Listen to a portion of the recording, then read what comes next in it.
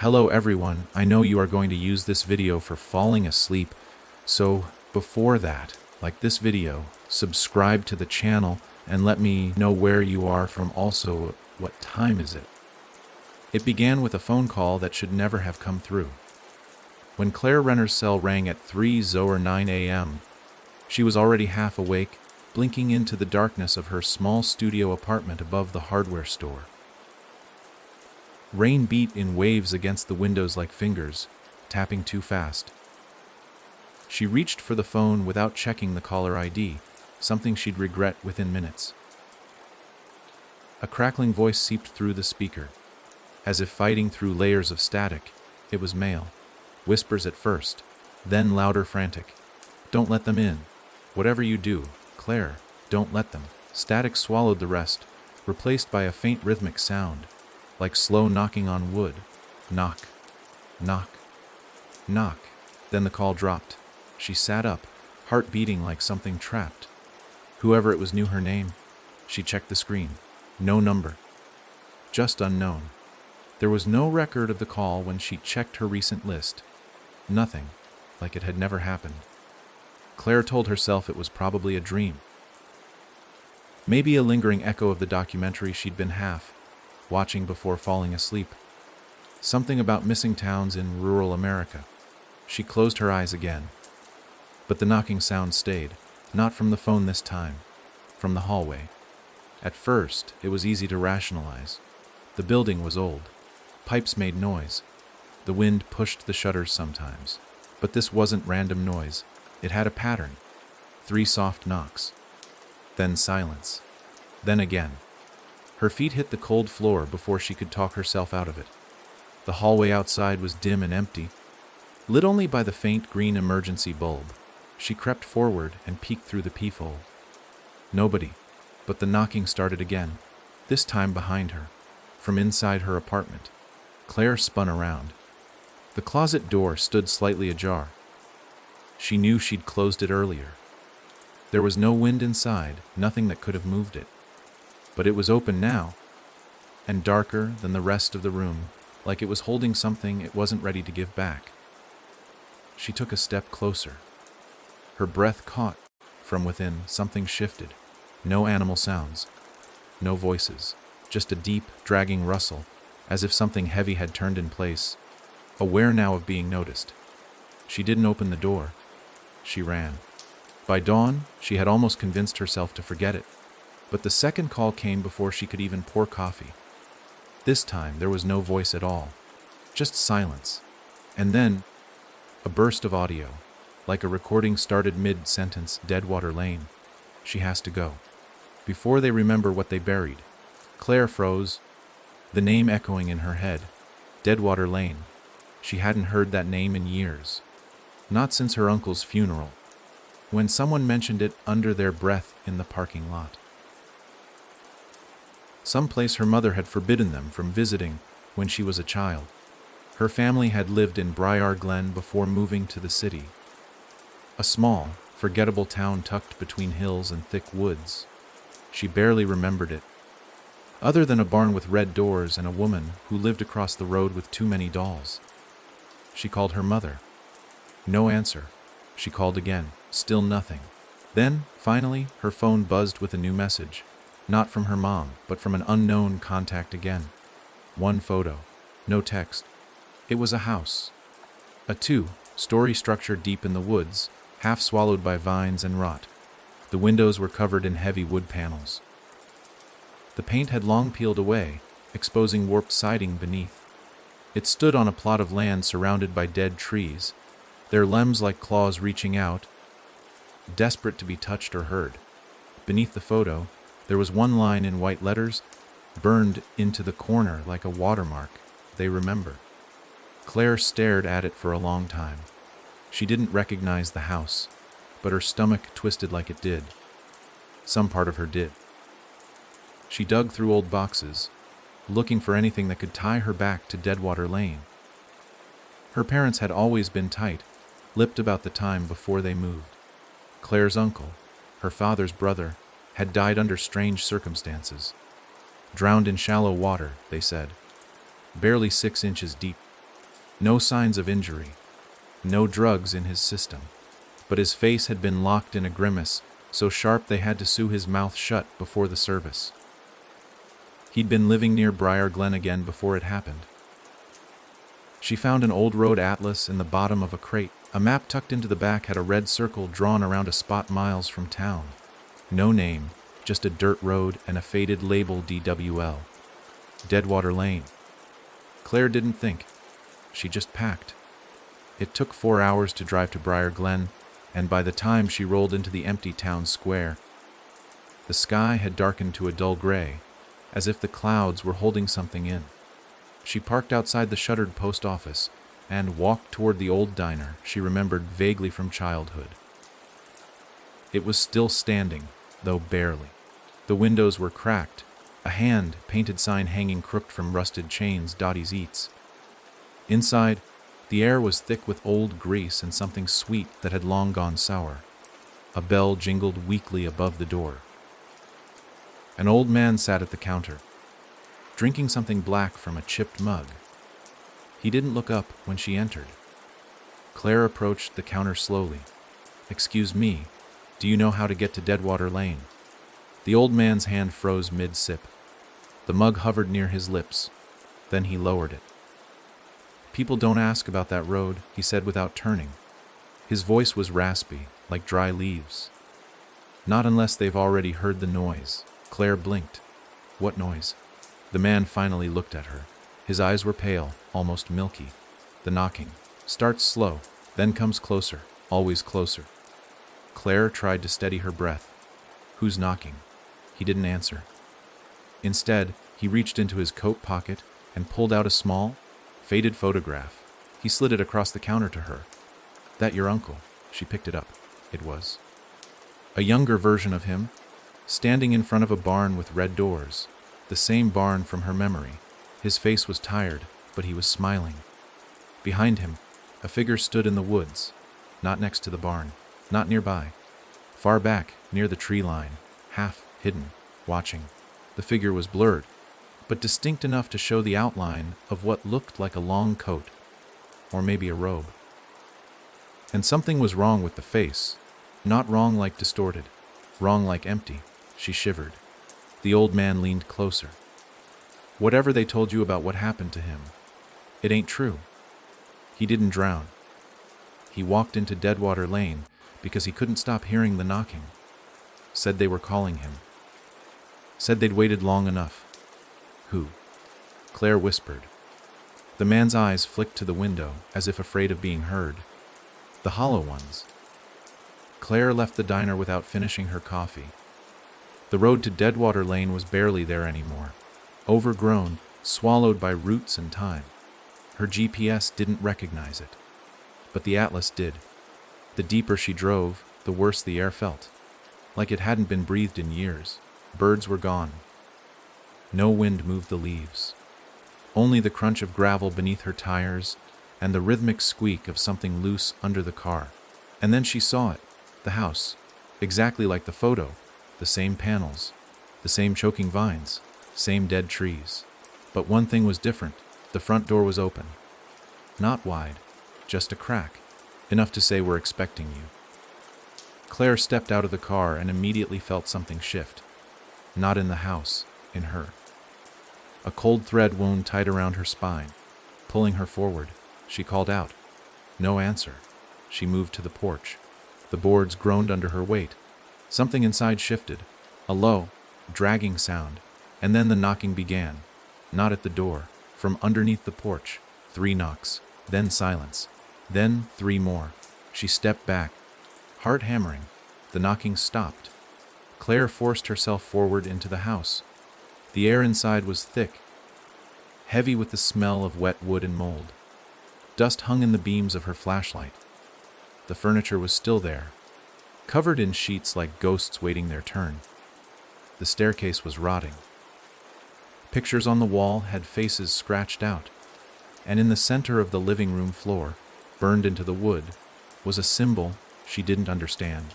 Circles within circles, lines like veins, and in the middle, an eye, not painted, carved deep. Her flashlight flickered. From upstairs, a sound. Dragging, then knocking. Then a whisper, soft and far too close. Claire, she ran. Back outside, back to the car.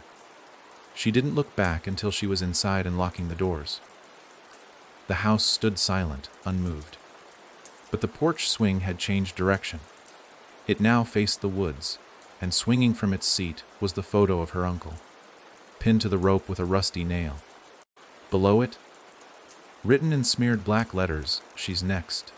Claire didn't sleep that night. She checked into the only motel in town, where the clerk refused to meet her eyes and handed her the key with trembling fingers. The calls didn't stop. But now they were getting clearer, and the knocking, it followed her.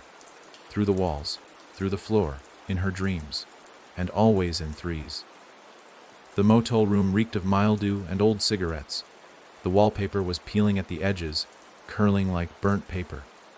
Claire sat on the edge of the bed with her back to the wall, phone clutched tight in her hand, as if letting go would mean giving in. Every few seconds, she glanced toward the window, then the door, then back to her phone. The air was too quiet, like even the insects had chosen to stay away. That silence, it was never comforting. It was the kind that suggested something was listening, waiting for you to speak first so it could reply.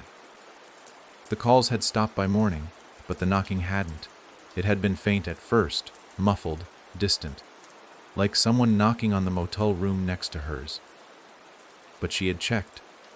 No one was staying in the rooms on either side. The clerk had confirmed it without hesitation and refused to speak further. She hadn't pressed him. The longer she stayed in Briar Glen, the more obvious it became that the town had agreed on one rule: don't talk about Deadwater Lane. The morning sun offered no warmth. Even when it broke through the blinds, it painted everything in that same pale gray as the day before, like it didn't trust this place enough to shine properly. Claire sat in her car for a long time before starting the engine. Her breath fogged the windshield despite the season. Every instinct screamed for her to drive back to the city, to bury the entire mess under excuses and sleepless nights, and forget it had ever touched her life. But something had her now, something cold and curious. That picture on the porch, the words smeared beneath it, "She's next." It wasn't a threat. Not entirely. It was a confirmation. A sentence already carried out. Claire drove back to the diner. The same old man was there, seated in the same stool, same mug, same stare out the window. This time she sat next to him. "They followed me," she said. He didn't look at her. "I know." Claire's voice cracked. "What are they?" The man finally turned. "You ever hear of something called the Hollow Ones?" She nodded slowly. "You said the name yesterday. They're not ghosts, not in the way people think. Not demons either. They were people once. Long time ago. But they gave up their faces to something older, something from the woods. Became empty, waiting vessels, like jars with lids sealed tight. The knocking is their way of asking to be opened again." Claire stared at him. "Why me? You have roots here," he said. "That's enough. They remember anyone who ever lived here, and they especially remember the ones who left." She swallowed. "I was just a kid. You were born here. That's all it takes. The moment you came back, they knew. And once they know, they start." Claire wanted to scream at him, but her body was frozen. "What do they want?" He leaned closer. His breath smelled like old earth. "They want your name. Once they have it, they knock. And once you answer, it's done." "I didn't answer anything." He raised an eyebrow. "Didn't you?" She opened her mouth to protest but stopped. That first call, she had answered without thinking. 3 seconds. That's all it took. Her own name, whispered through static. He reached into his coat again, pulled out something new. A page torn from a book, aged, yellowed, edges burned. He slid it toward her. It was a sketch. A circle of trees surrounding a symbol carved into the earth. The same symbol Claire had seen on the floor inside the house. Circles inside circles. An eye at the center. Below it, a phrase written in old ink: "They rest where the silence listens. They rise when called by name." Claire whispered. The house of the old man nodded.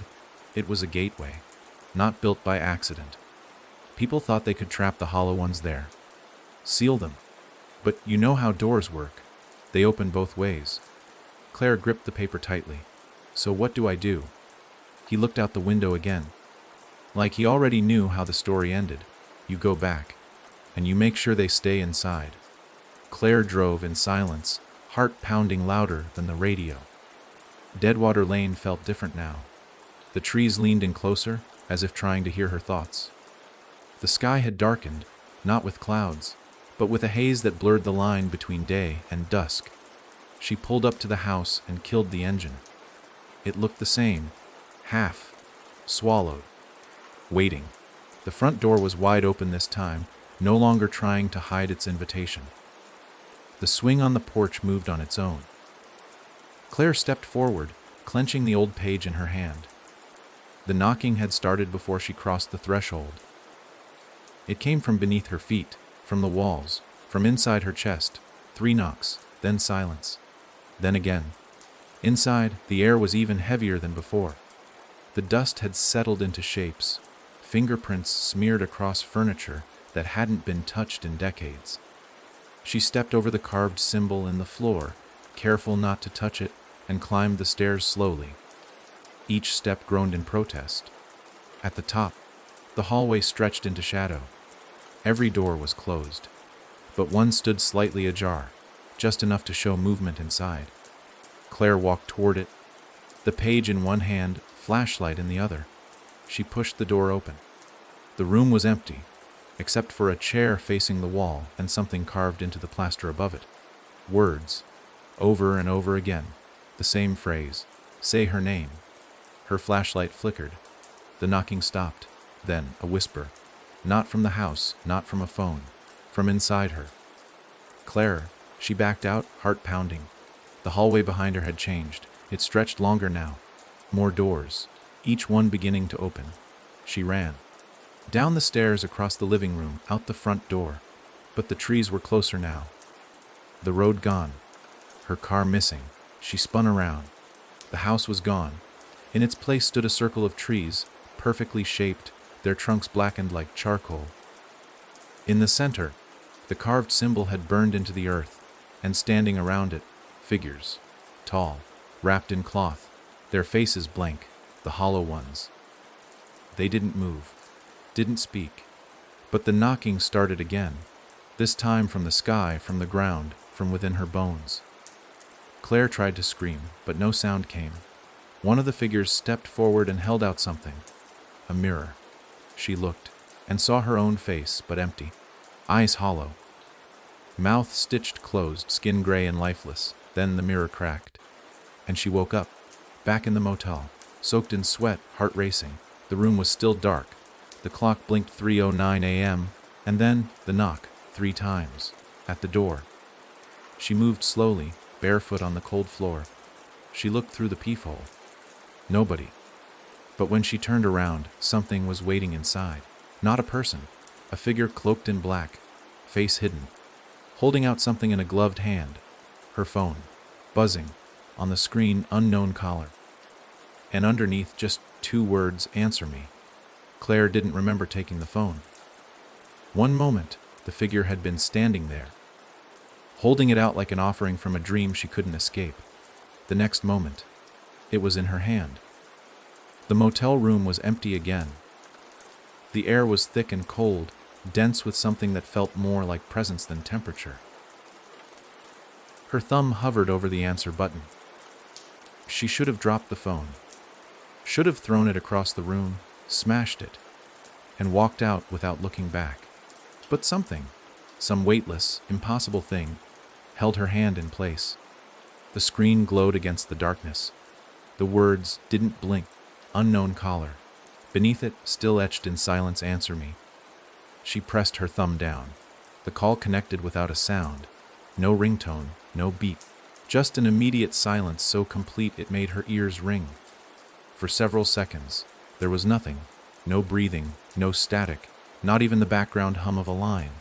Then a faint sound, almost too quiet to catch. Wood creaking. followed by soft footsteps.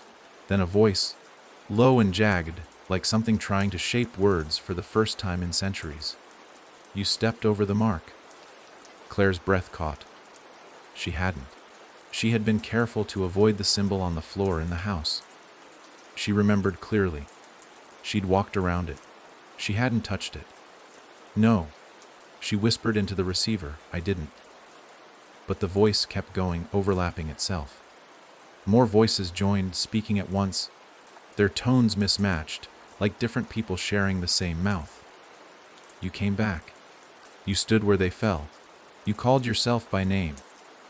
She tried to pull the phone away, but it wouldn't leave her ear. Her muscles locked, her fingers stiff. Her own reflection in the motel mirror looked pale, drawn tight, like something pressing inward from behind her eyes. "We found your name," the voices said. "We found your blood. We found the house you forgot." And then the line went dead. She fell backward into the wall, gasping. Her hand trembled as she dropped the phone to the floor. It didn't break. It didn't even scratch. The screen remained lit, showing nothing now. No missed calls, no logs.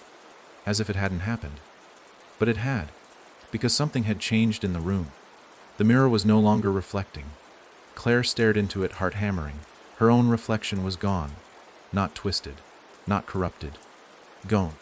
The mirror showed only the room, bed, walls, window, without her in it. She waved her hand. Nothing. She stepped to the side. Nothing. It was as if she wasn't there. She backed away from the mirror slowly until her heel struck something solid. The figure. It was standing behind her again. She turned with a sharp gasp, but this time the room was empty. Nothing there. No sound. No presence. Only the faint scent of earth and decay, like something dug up too soon. Claire didn't sleep again. She left the motel at dawn, just as the sky blood orange through the fog. The car's windows were covered in thin scratches, long vertical lines, as if someone had dragged fingernails across them all night. She drove without a destination, letting the road decide. Briar Glen faded behind her, but the dread stayed thick in her chest. The world didn't feel right anymore. Trees leaned closer. Crows followed her car for miles, always just overhead. At one point, she passed a man standing at the edge of the woods, staring straight at her with blank eyes. He didn't move, didn't blink, just watched until her rearview mirror swallowed him. By late afternoon, Claire pulled into the library in the next town over, Sablebrook. She needed answers. Not legends or warnings, facts, names, dates. Something she could hold, something she could fight. The library was almost empty. Rows of dust-covered shelves lined the walls, their spines faded with time. An old woman at the front desk gave her a thin, tired smile. Claire asked for local history records, specifically anything relating to Briar Glen, Deadwater Lane, or the Hollow Ones. The woman's smile disappeared. She didn't speak, just motioned with a shaky hand toward a side door marked ARCHIVS STAFFONLI. Claire took the hint. Inside, the air changed again. Cooler, heavier. The archive room smelled like old paper and forgotten breath. She searched for hours. Pages blurred. Names melted into each other. But then, in a manila folder buried beneath town tax records, she found something. A photo, same house, same porch. But this time, it wasn't rotting. It looked intact, clean, lived in. On the porch stood a family, 4 of them. A man, a woman, 2 children. The woman looked familiar. Something in the eyes. Claire turned the photo over. Renner, 1984. Her family. A piece of her life no one had ever mentioned. Her parents had lived in the house on Deadwater Lane. She flipped through the rest of the folder. Newspaper clippings, faded letters. A report from 1986 about a fire that gutted the back half of the property. Though no fire damage was visible when she visited. A death certificate for a girl named Lucille Renner. Age 7, cause of death unknown. Date October 31st, 1985. Claire's mouth went dry. She didn't have a sister. Her parents never spoke of one. No pictures. No birthdays. Nothing. She kept reading. An old letter. Unmailed. addressed to Dear Reverend Marcus. Dated 1 week before the death certificate. It was written in her mother's handwriting. Or we've tried everything. The knocking won't stop. Lucille wakes, screaming every night. Says they whisper her name from the walls. Last night, she drew that symbol again, on her bedsheets in red marker, she says. But I couldn't find the marker. We locked the cellar, boarded up the doors. It still finds ways in. Please, Reverend, if there's anything you can do. The rest of the letter was torn. Claire sat in the dusty silence, heart shaking. Her family had lived there. The hollow ones had taken her sister, and her parents, they'd buried it all. She photocopied the letter and took the original photo. As she left the archive room, the old woman at the desk stared at her with tears in her eyes. You shouldn't have opened that door, the woman whispered. Claire didn't respond. Her car felt colder than before, like it had been waiting without breathing. When she started the engine, the radio turned on by itself. A soft static hiss. Then, knocking. She ripped the radio dial out of its slot. The knocking continued. From the glove box, she opened it slowly. Inside, her old cassette recorder from college, something she hadn't touched in years. She didn't even know it was still in the car. It clicked. Word. Then played back a voice she recognized instantly. Her own. I can't stay here, the recording said. They found me. The trees watch. The knocking never stops. And Lucille isn't dead. She's they burst of static cut off the sentence. Then silence. Claire sat frozen. She had no memory of recording that. The sun had dipped below the tree line now, casting long shadows across the parking lot. She looked up and saw a child standing at the edge of the trees, a girl, maybe 7 years old. Pale dress, blonde hair, bare feet. Lucille. The girl raised her hand and knocked. Once, twice, 3 times. Claire didn't move. The girl at the edge of the trees just stood there, hand still raised mid-knock, frozen like a snapshot out of place. The wind had died again. The air was impossibly still. No birds, no breeze, just the low, growing sound of her own pulse pressing against her ears. She blinked once. The girl was gone. But something remained in her place, just barely visible beneath the dying light. A small, square object resting against the first tree in the line. Claire stepped out of the car slowly, keys clenched in her fist, like a weapon that wouldn't matter. Every step toward that spot felt heavier than the last, like her body already knew the weight of what waited for her. It was a box. Worn, wood-paneled, the kind with metal corners and a clasp rusted by time. She crouched, heart banging like a trap trying to spring, and picked it up. The box was ice, cold, and as she lifted it, a wave of dizziness rolled over her. The edges of the forest pulsed, just once, like it breathed in time with her. She opened it. Inside were photographs, dozens of them, maybe more. Some in black and white, others faded color prints. All of them showed children, boys and girls, standing in front of the house on Deadwater Lane. Some were smiling, others weren't. But each one had the same thing in common: their eyes had been scratched out. Not digitally, not faded, but violently removed with something sharp. And in every single photo, no matter the year, no matter the child, there was always a shadow somewhere behind them. Not human-shaped, not clear, but tall, watching. Claire flipped to the bottom of the pile and found a small envelope. Her name was written on it in handwriting that matched her mother's. She hesitated before opening it, and when she did, something sharp pricked her finger. She hissed and pulled back. A thin pin, stuck to the inside of the envelope, had cut her. Blood smeared on the paper. Inside was a single note. If you bleed near the trees, you call them. Don't let it drip into the roots. She dropped the note like it had burned her. Her finger pulsed, small drops gathering. The edge of the forest loomed. She stumbled back toward the car and slammed the door shut, locking it out of instinct. Her breathing came fast now, short and uneven. Something was hunting her, not chasing, not running, hunting. She drove, fast. Out of Sablebrook, past the gas stations and silent houses, past the creeping dark. She didn't know where she was headed until the road signs changed and the trees gave way to wide fields. The church stood alone at the end of a long gravel road, its bell tower leaning like it had grown tired of waiting for anything worth ringing for. Claire had found the name in the town records. Reverend Marcus had once led the congregation there before the church was quietly shuttered after the mid-80s. When she pulled into the gravel lot, she half expected the doors to be sealed with chains. But they weren't. They were wide open. Dust danced in beams of twilight. Rows of pews lined the interior like crooked teeth. The altar was cracked, the cross above it snapped clean in two, one half hanging by a single nail. Claire walked slowly toward the front. Behind the altar, she found a door marked VSRY. The knob turned. Inside, the room was cramped, more of a closet than an office. Shelves sagged under the weight of books long ignored. Notes pinned to the walls had curled at the edges, yellowed, and ink faded. But one thing stood out. On the center of the desk, an old journal, bound in black leather.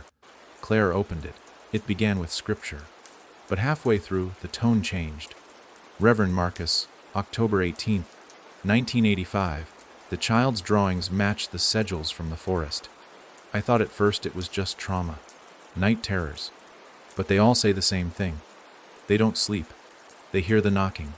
They hear the names. They see the faces in the bark. Claire flipped the page. I went to the house.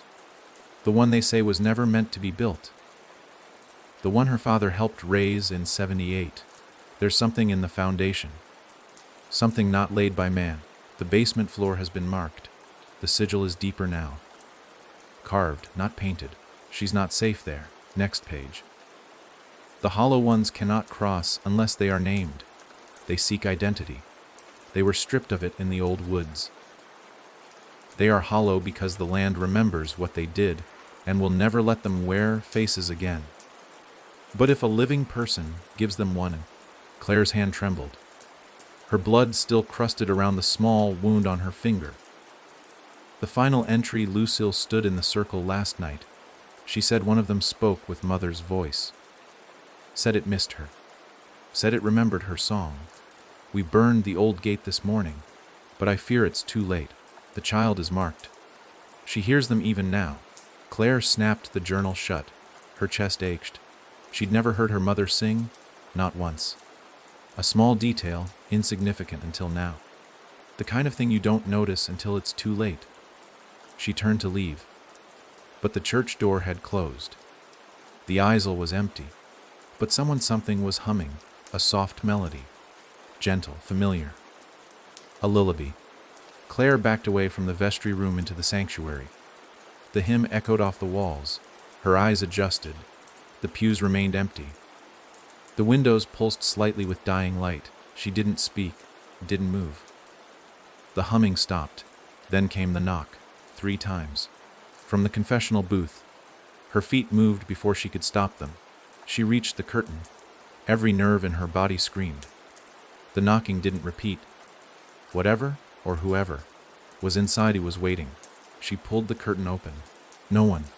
Just a photograph. On the seat, it was Lucille again. But this time her eyes weren't scratched out. She was smiling, hand raised in a wave. Her dress was clean, her skin pale but alive. Behind her, carved into the wall of the porch, and was the symbol again. And this time it was bleeding. As Claire stared, the blood began to move. Slow, viscous lines dripping inside the photo. She dropped it. The moment it hit the floor, the church lights cut out. Total blackness. Then footsteps. Slow, careful, bare feet on stone. The aisle creaked. Claire ran, out the side door, through the grass, into the field. She didn't look back. Couldn't. Not yet. Not until she reached the car. Not until she saw her reflection in the window. Only. She didn't have one. She opened the door, heart stuttering, and saw something on the driver's seat. Another note. Same handwriting. You're losing shape. Claire drove until the road vanished into dirt and forest again. She stopped just shy of the edge. Deadwater Lane wasn't marked anymore. Not even a mailbox. But the trees knew. And the knocking had started again, this time inside her chest. She opened the glove box. The recorder was back, and this time it was already playing. Her voice. Again. They didn't take Lucille. She opened the door for them. She showed them our names. Every time she sang the lullaby, it got louder. I saw her eyes before she left. She wanted them to come in. The tape clicked. Then another voice. Male. Rough, shaking. They can only take what's given. Don't give them your name. Don't sing. Don't bleed into the earth. And whatever you do, never step into the circle after midnight. Claire looked up. She was already parked in the clearing. The symbol burned in the soil, and the clock on her dashboard blinked 12:01. The engine cut out on its own. Claire hadn't turned the key. The moment the clock blinked 12:01, her dashboard dimmed, the headlights died, and the car stilled like something had sucked the life straight from it. She sat frozen, one hand still on the wheel, the other trembling slightly against her leg. The clearing outside the windshield glowed faintly, not from the moon, there wasn't one, but from something beneath the ground. The symbol. Circles inside circles, pulsing dim red like the earth had grown veins and a heartbeat of its own. It hadn't been that way before. When she first saw it in the house, it had been dormant, dry and carved into the floorboards like a warning left too late. But now, this one was alive, and it was waiting. Claire's breath fogged the inside of the windshield. The air had turned cold again, not from weather, but something else entirely.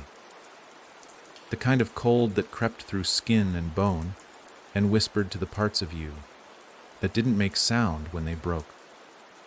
She reached for the door handle, hesitated, then grabbed the recorder from the passenger seat. The tape inside was still, but she remembered what it said. Don't step into the circle after midnight. She opened the car door and stepped out anyway. The ground beneath her feet was damp, but not with rain. The soil felt soft, freshly turned, as if something had recently crawled through it, or out of it. Trees loomed in unnatural angles around the clearing. Their branches stretched forward like reaching arms. Not once did she hear a single rustle. The forest held its breath. She moved toward the center. Each step felt harder. Not like resistance, but weight. Like the ground wanted to keep her out, but the symbol wanted her in. She stopped just outside the outer ring. Her body ached with warnings. She should turn back. She should run. But then something moved in the center of the circle. Not a full figure. Just a shift. A shadow separating from shadow. Something that hadn't been visible until it chose to be. Claire stepped closer, careful not to cross the carved boundary. The moment her foot hovered above the line, her ears rang, sharp and sudden, like pressure slamming against her skull. She pulled back. The ringing stopped. A voice whispered from the trees, "You remember." Claire spun around. "Who's there?" Silence. Then, behind her, a second whisper. "This one closer. We do too." The circle pulsed brighter. The red glow intensified, and the lines in the dirt seemed to ripple like liquid. From beneath, fingers pushed through the soil. Thin, gray, and too long. Not digging out. Not struggling. Inviting. They laid flat on the ground, palm up, motionless. Claire staggered back, almost tripping. She had seen those fingers before, in dreams and flashes behind closed eyes. They were always reaching for her. Not with violence, but with a terrible sort of hunger. Not for her body, but for her identity. The hollow ones didn't want blood, they wanted names. And they had hers. A shape rose from the center of the circle. No sound. Just slow, deliberate motion. Like something unfolding from deep within the earth. It had no face. Just smooth, pale skin stretched tight where features should have been. But it wore her clothes. Her coat. Her shoes, and when it opened its mouth, it spoke in her voice. Claire Renner. The words weren't spoken. They were exhaled, like breath turned into sound. Claire stared in frozen horror. The double tilted its head, mimicking her exact movement. Its mouth opened wider. too wide. Bone cracked behind skin as its jaw stretched open to an impossible width. From the void inside, the lullaby began. The one Lucille used to hum, the one Claire hadn't remembered until the tape. The song curled through the clearing like smoke. Sweet, gentle, wrong. Claire backed away. Her foot landed just outside the clearing, and suddenly, the forest erupted. Dozens of shapes, slender, cloaked, eyes missing, all standing between the trees. They hadn't been there moments ago. But now they stood as if they'd always been watching, just outside the edges of sight. She turned and ran. The trees stretched taller, darker. The road she'd come from was gone. The car was gone. The clearing had disappeared. She was in the woods now. Branches clawed at her arms, roots grabbed at her ankles. But she didn't stop, didn't look back. The lullaby still echoed, far away, yet inside her head, her name repeated over and over again. Not shouted, sung. She stumbled through the brush until she saw lights, faint, flickering, not electric, fire, torches. Claire pushed through the last of the trees and broke into another clearing. This one was different, tighter, the ground covered in stones and small wooden markers. A graveyard. Unmarked, mostly.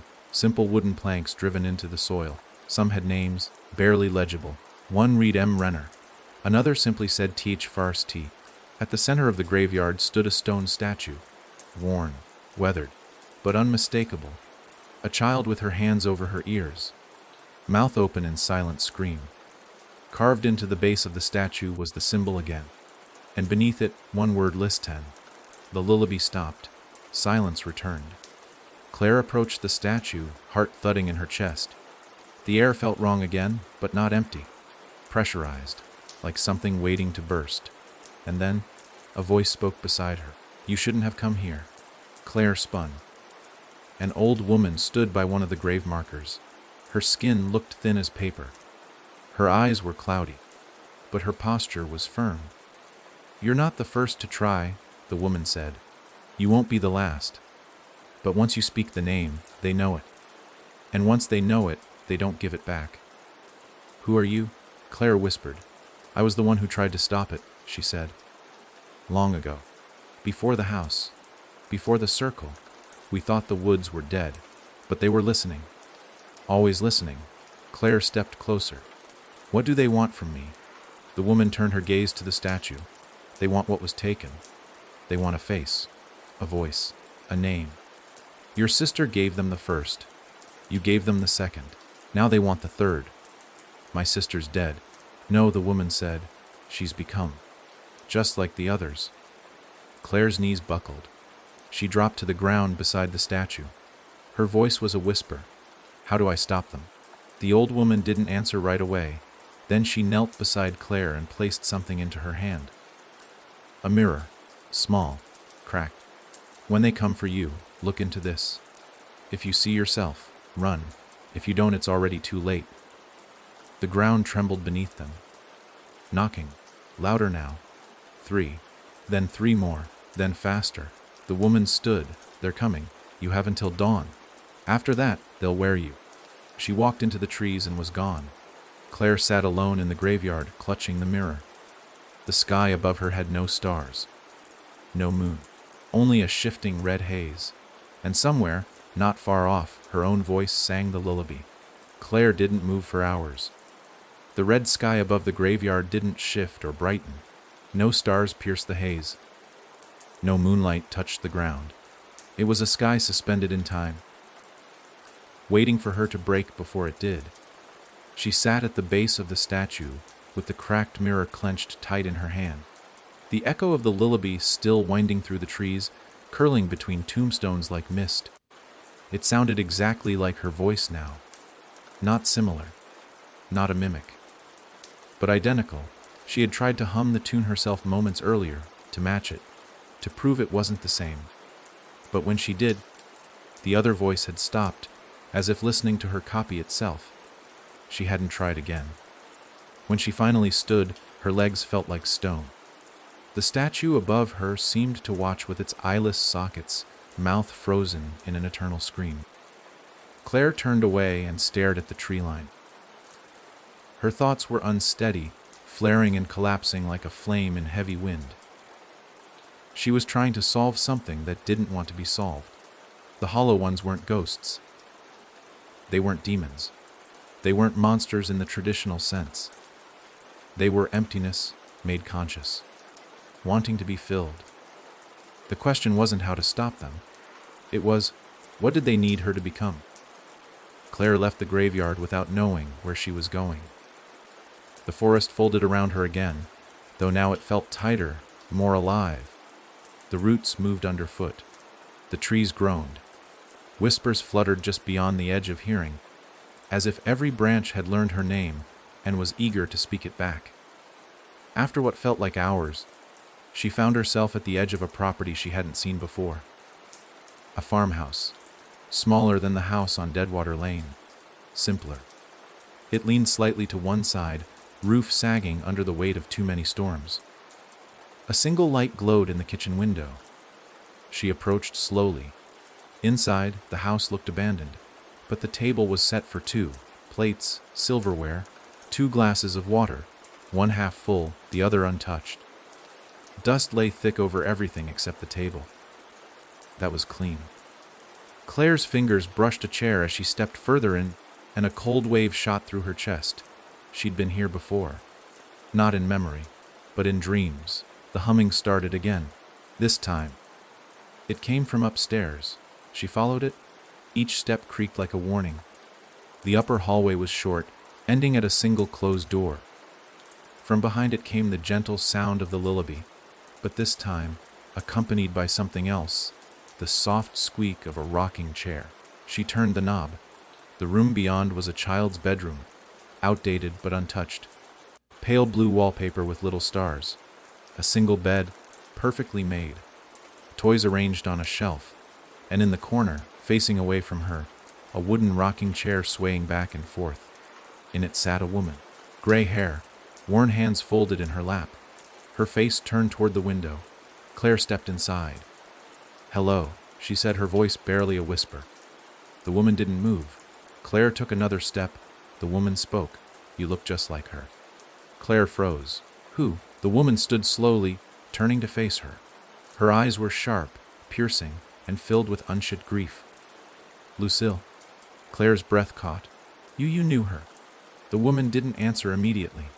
She walked past Claire, down the hall, toward the stairs. Claire followed in silence. They sat together at the table without saying anything for a long while. Finally, the woman spoke. "She came here once. After the fire. She was different." "Lucille died in 1985, Claire said, almost mechanically, like she was trying to convince herself again. The woman gave a slight shake of her head. "No. Honey, she changed. There's a difference." Claire felt the room shift slightly, as if the walls were leaning closer to hear. What happened to her? She let them in. Claire's hand tightened around the mirror. "What does that mean?" The woman took a long breath, eyes distant. "Your mother was one of us. She helped build the first circle, said it was to keep the old things out. But it was never meant to keep them out. It was a door. And Lucille, she was the first to listen too closely. The first to sing back. She was just a child. They always start with children. Children have names that haven't hardened yet, names that can still be rewritten." Claire leaned forward. "Can I stop it?" The woman looked at her with deep sorrow. "Only if you're willing to remember what they took." Claire opened the mirror and stared at her reflection. Still visible, still hers. "For now. Your mother came back here once," the woman said, "not long before she passed. She buried something in the well." Claire looked up. What? The woman stood. What she took from them. They walked behind the house, across a field of brittle grass, to an old stone well sunk deep into the earth. Weeds had grown around it. The wooden cover was cracked, but still in place. Claire stepped forward, peeled the cover aside, and stared into the darkness. A ladder lined the inside, rusted, ancient. She didn't ask. She climbed. Each rung groaned beneath her weight. The air grew colder the farther she descended. The light from above faded into nothing. Then, Her foot touched solid ground. She turned on her flashlight. The bottom of the well was wider than it should have been. Like a cavern had formed beneath. The walls were etched with the same symbol again and again. But these weren't carved. They were grown, like veins of red fungus, pulsing faintly, and at the center of the space sat a box, not wooden, not metal. It looked organic, flesh-like, covered in sinew, wrapped in black cloth stained with something that shimmered faintly under the light. Claire knelt, unwrapped it. Inside was a bundle of hair and a tongue, not decomposed, preserved somehow, still wet. Beside it, a folded note in her mother's handwriting. They only speak with voices taken. They only see with eyes given. She sang for them. I silenced her. If you read this, I'm sorry. Claire dropped the note, bile rising in her throat. Her hands shook. Her mother had cut Lucille's tongue out. To stop her from calling them again. Too late. A voice echoed behind her, not from above, from the walls, from the veins. You heard the song. You opened the door. The symbol pulsed. Claire turned toward the ladder.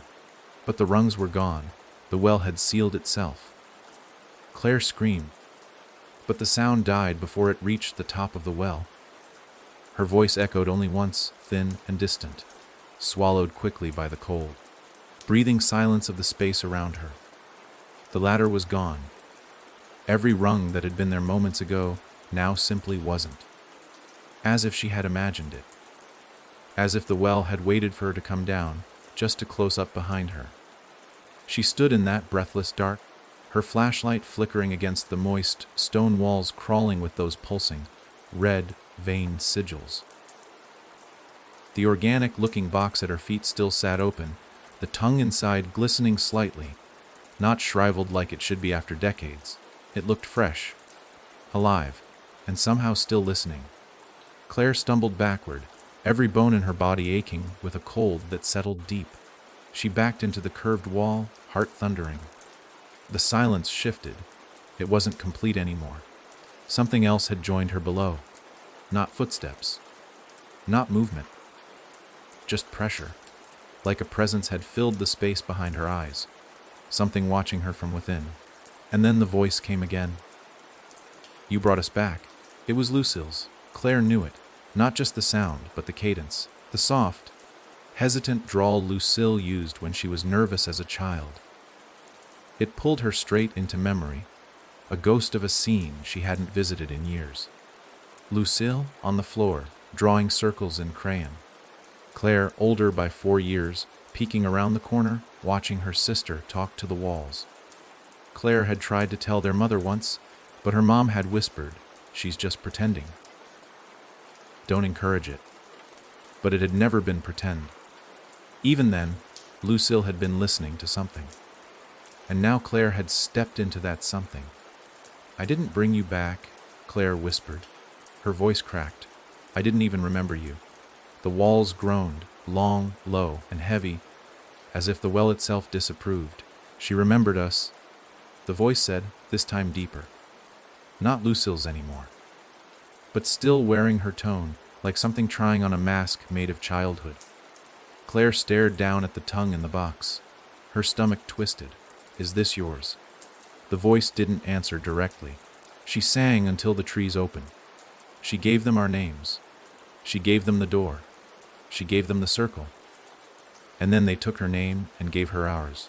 The flashlight sputtered and died. Darkness swallowed everything. Claire didn't breathe, didn't blink. She stood perfectly still, waiting, hoping she could hear whatever came next in time to react. Then, fingers, not touching her, brushing the air in front of her face, slowly, deliberately. You still have yours, it whispered, but not for long. Claire turned and ran, even though there was nowhere to run. Her hands scraped blindly against stone, searching for anything, an edge, a door, a passage. Anything other than this tomb of breathless air and watching dark. She slammed against the far wall, crumpling. A fresh wave of whispering voices flooded the chamber. So many names, repeated in different tones, her name among them. Over and over. Claire Renner, Claire Renner, spoken with reverence, with hunger. A low hum began. The lullaby again, but slower now, drag it out like a funeral march. It didn't drift through the space. It grew from it, like the walls were singing. Claire reached into her coat, pulled the cracked mirror from her pocket, and opened it. Nothing, no reflection. Again, she closed her eyes. "I'm still me," she whispered, holding the mirror tight. "I'm still me." But doubt began to drip in. She had followed the path, answered the phone, listened to the song, stepped into the circle, climbed down into the place her mother tried to forget. How much of her was still hers? Something brushed her ankle. She kicked out, hitting something solid, but soft. It collapsed with a thud. She shone her flashlight again, which flickered back to life for just a few seconds, long enough to show what she had struck. A body, curled into the wall, half buried in dirt, skin pale, mouth open, teeth clenched around what looked like a strip of fabric. Claire reached down, heart pounding, and pulled it free. It was a nightgown, faded blue, with tiny stars on it, Lucille's. Claire fell to her knees. "You're still down here," the voice spoke again. "No, I left long ago. That shell was just the door." The body in the wall began to shift, slowly, limbs cracking, head turning, eyes opening, empty, but aware. Claire crawled backward, breath ragged. The thing in the wall smiled. "Let me give it back," it said. "Let me give you what I took." It held out a hand. In its palm, an ear. Hers. She reached up to touch her own, but both were still there, still attached, still warm.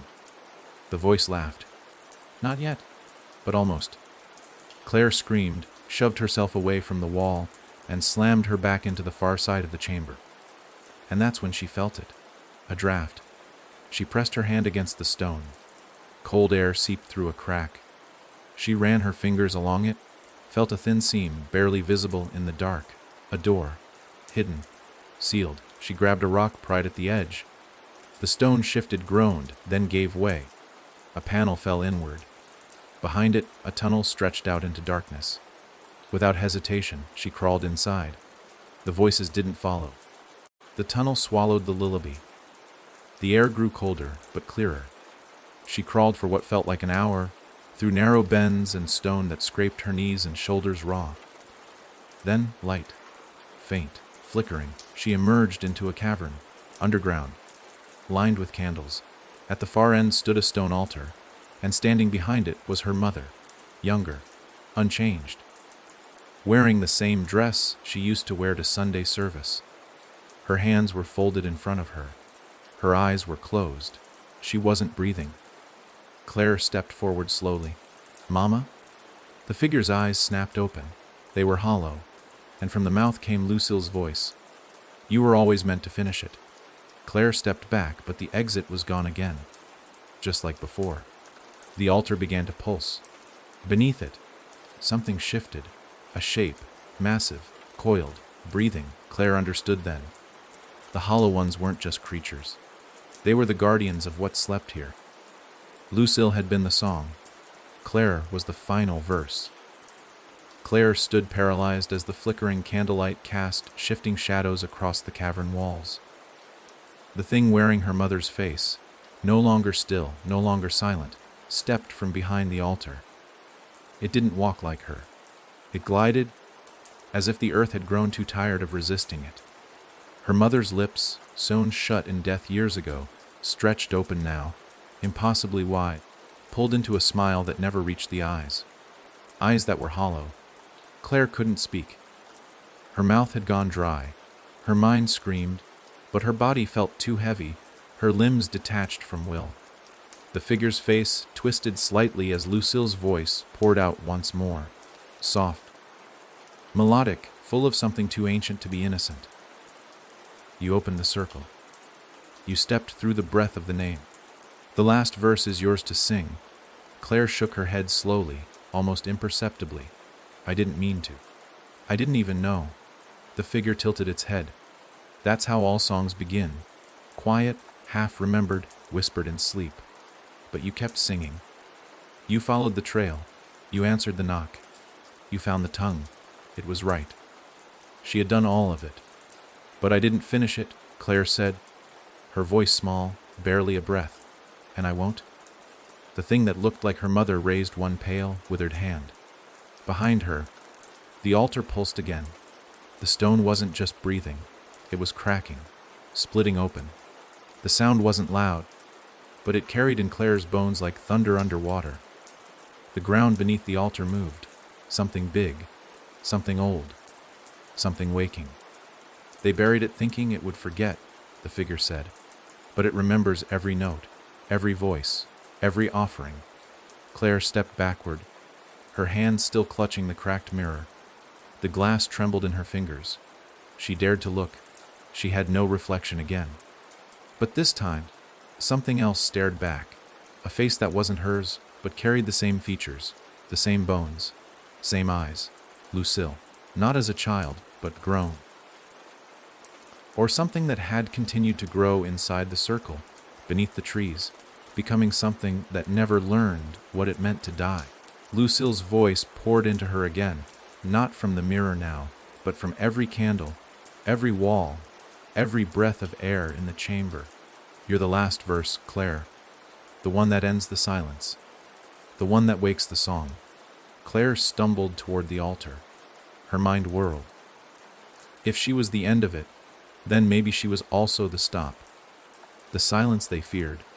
The hollow ones needed her voice to complete the ritual. But perhaps that meant her silence had power too. You want my name? Claire said, her voice stronger now. You want me to give it, to offer it. The figure didn't answer, just watched. I won't, Claire whispered, and then she bit her tongue. Blood filled her mouth, and she spat it onto the ground between her and the altar. I take it back. The air snapped. Every candle in the chamber extinguished at once.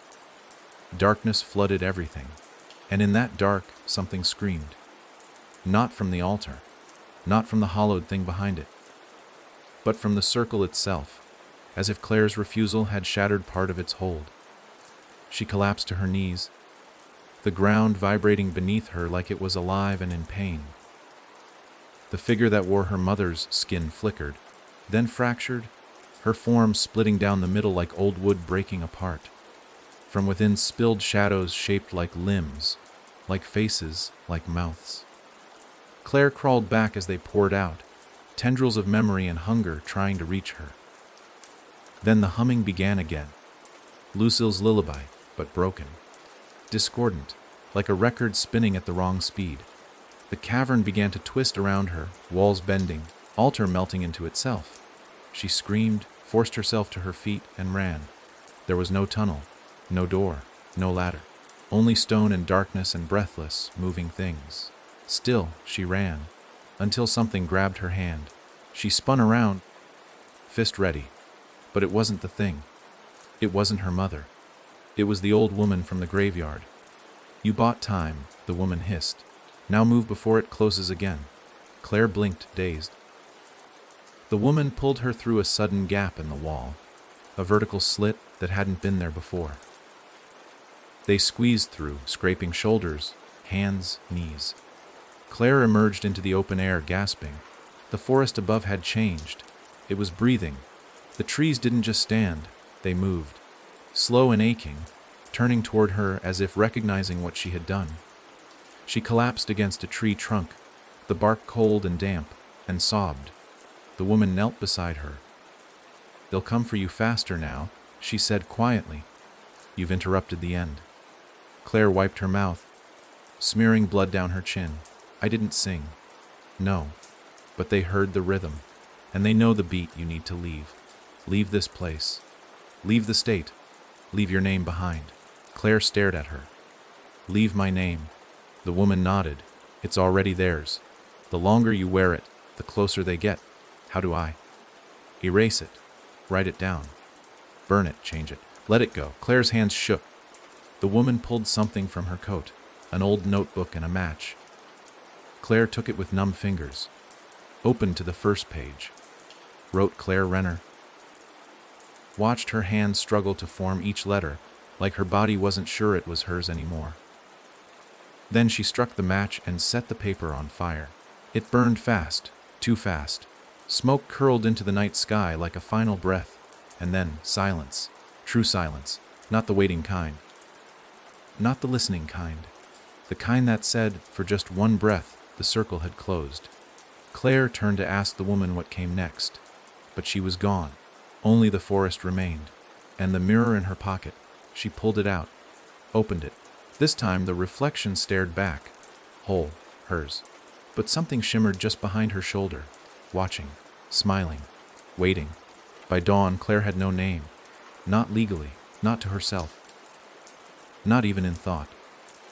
Every time she reached for it in her mind, it slipped, like trying to recall the end of a dream that was never truly hers. She knew she'd burned it, but the absence left her disoriented, lost. Names were anchors, she now understood. Without one, her identity floated in a kind of fog, tethered only to memory, and even those were fraying. She walked for hours, through woods that felt thinner than before, as if whatever magic had kept them thick and closed had drawn back with her refusal to finish the song. Or maybe the forest was just letting her go because it didn't need to hold her anymore. Maybe it had already let something else out. The first town she reached was called Wren Hill. She'd never heard of it. Population maybe a few hundred. Streets too quiet. Cars too still. And something off in the light, as if the sun worked fine, but had forgotten how to cast warmth. She stepped into a gas station near the edge of town to use the restroom, maybe get some water, maybe hear another human voice. The bell above the door chimed flatly. A young man stood behind the counter, flipping through a newspaper without looking up.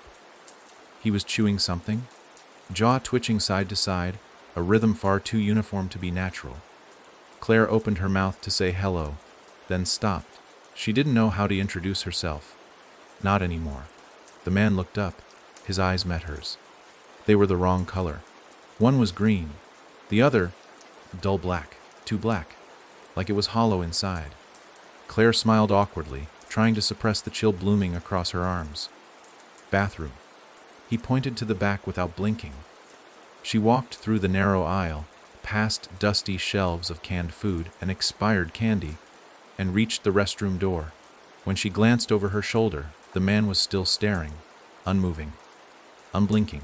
Inside, she splashed water on her face and leaned over the sink. The mirror above it was cracked, smeared with some waxy film, but still intact. Her reflection looked back, but this time it blinked out of sync with her, only slightly, a half-second delay.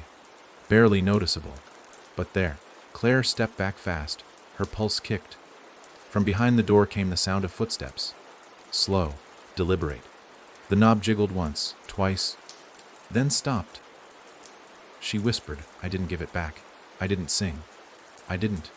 A voice replied, soft and calm, "You didn't have to." Claire pulled open the mirror cabinet behind the sink. Nothing inside except dust and a cracked bottle of aspirin. She slammed it shut again. Her reflection now stood perfectly still, even as her chest rose and fell rapidly in panic. She looked at it. It didn't look back. It smiled. Then the lights in the bathroom flickered and died. She didn't wait. Claire threw the door open, sprinted past the counter, but the man behind it was gone. The paper still floated midair from where he dropped it. She grabbed a bottle of water off the shelf and ran out the door without thinking. Back on the road, the town seemed more deserted than when she'd entered. A dog barked once in the distance, then stopped abruptly, as if silenced mid-growl. Windows were closed, curtains unmoving. Cars parked but empty. She didn't belong here, but neither did the things wearing faces. Back in the woods, she tried to collect herself, but her thoughts were unraveling. She had no name, and that protected her. For now. But what did it mean to live like that? No ID, no bank account, no one to vouch for her, no one to say she'd ever existed. Her phone had long since died, and with it, her only lifeline to a world that would soon forget she was part of it. She wandered until nightfall. Then, just as the sun bled out behind the trees, she saw the cabin. It was set deep off the road, barely visible behind a curtain of pines, hidden well enough that no one would stumble across it by accident. A single light glowed from inside, warm, steady, and real. The smoke curling from the chimney smelled like pine wood, not rot. She approached cautiously, unsure whether she was finding shelter or walking into the hands of another hollow one. The door was unlocked. She pushed it open slowly. Inside, a fire crackled in a stone hearth. The cabin was small but lived in. A cot in one corner, a table in the center, a kettle steaming gently. And seated at the table was a woman with her back turned. She didn't move when Claire entered. "You're early," the woman said. Her voice was familiar. Claire stepped closer. "Do I know you?" The woman turned around, and Claire's breath caught. It was her. Not a mimic, not a hollow one in disguise. Her. Same eyes, same scars, same little freckle above the lip. But this version of her looked tired, older, like she'd seen things. Like she had been waiting in this cabin for a long time. Claire backed away instinctively. What are you?" "I'm the verse you didn't sing," the woman said quietly. "The self you left behind when you burned your name. I'm what you would have been if you'd stayed in the circle. And now that you're unanchored, I'm catching up." The fire snapped behind her. Claire felt the heat from the flames. Real heat. Not the cold mimicry she'd come to expect from the hollow ones. "Is this another trick?" The woman shook her head. "No. This is the last place you'll see the truth. After this, the world becomes stranger. People forget you. Time slips. Faces blur. The hollow ones will keep coming, but so will others. You're part of something now. And if you want to survive it, you have to remember the only thing they truly fear." Claire leaned in. "What?" Her double smiled gently. Silence. Claire blinked. And the woman was gone. The fire still burned. The kettle still steamed, but the chair was empty. Claire stood alone in the cabin, and on the table, a journal had been left behind. She picked it up. The first page was blank, the second too. But on the third, her hand began to write. Not in ink, not with a pen, with blood, her blood. Words she didn't choose, just appeared. "The world is not as it was. The hollow ones walk in daylight now, and they wear the faces of those we love." She slammed the book shut. Outside in the trees something moved, then knocked, once, twice, 3 times. Morning didn't come the way it should have. It simply arrived, without transition, without warmth.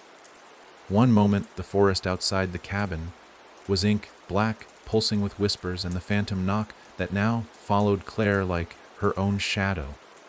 The next, it was light, not golden or soft, but flat, like someone had painted daylight over something that refused to wake. The trees held their shape too rigidly. The birds didn't sing. Time had begun to lose its rhythm, skipping like a scratched record. Claire hadn't slept. She hadn't even tried. Every time she closed her eyes, the world around her would shift again. The fire would crackle backwards. The kettle would whistle without steam. The door would open, just slightly, but only when she blinked. She stared at the journal. The blood, written message had dried overnight. The page was rough now, brittle around the edges. When she flipped to the next one, her breath caught. There was a new entry, not written by her. The handwriting was rough, jagged, angry, but readable. "You think silence saves you. They come for that too. They wear quiet like a second skin." Claire slammed the book shut, tossed it into the fireplace. But the flames recoiled, flickered, hissed, then died. As if the journal had drained the heat from the fire itself. She didn't touch it again. Outside, the world waited. Not alive, not dead, just watching.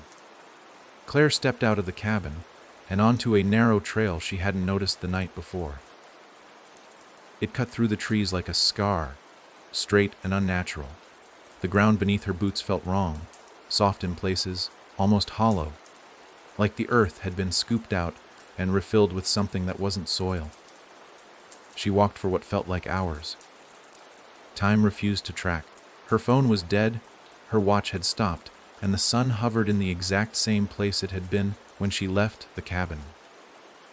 And then, At the end of the trail, she saw a man crouched beside a pile of bones. He was digging, hands covered in dirt, nails cracked and caked with something black. Beside him, a rusted shovel leaned against a stone marker with no name.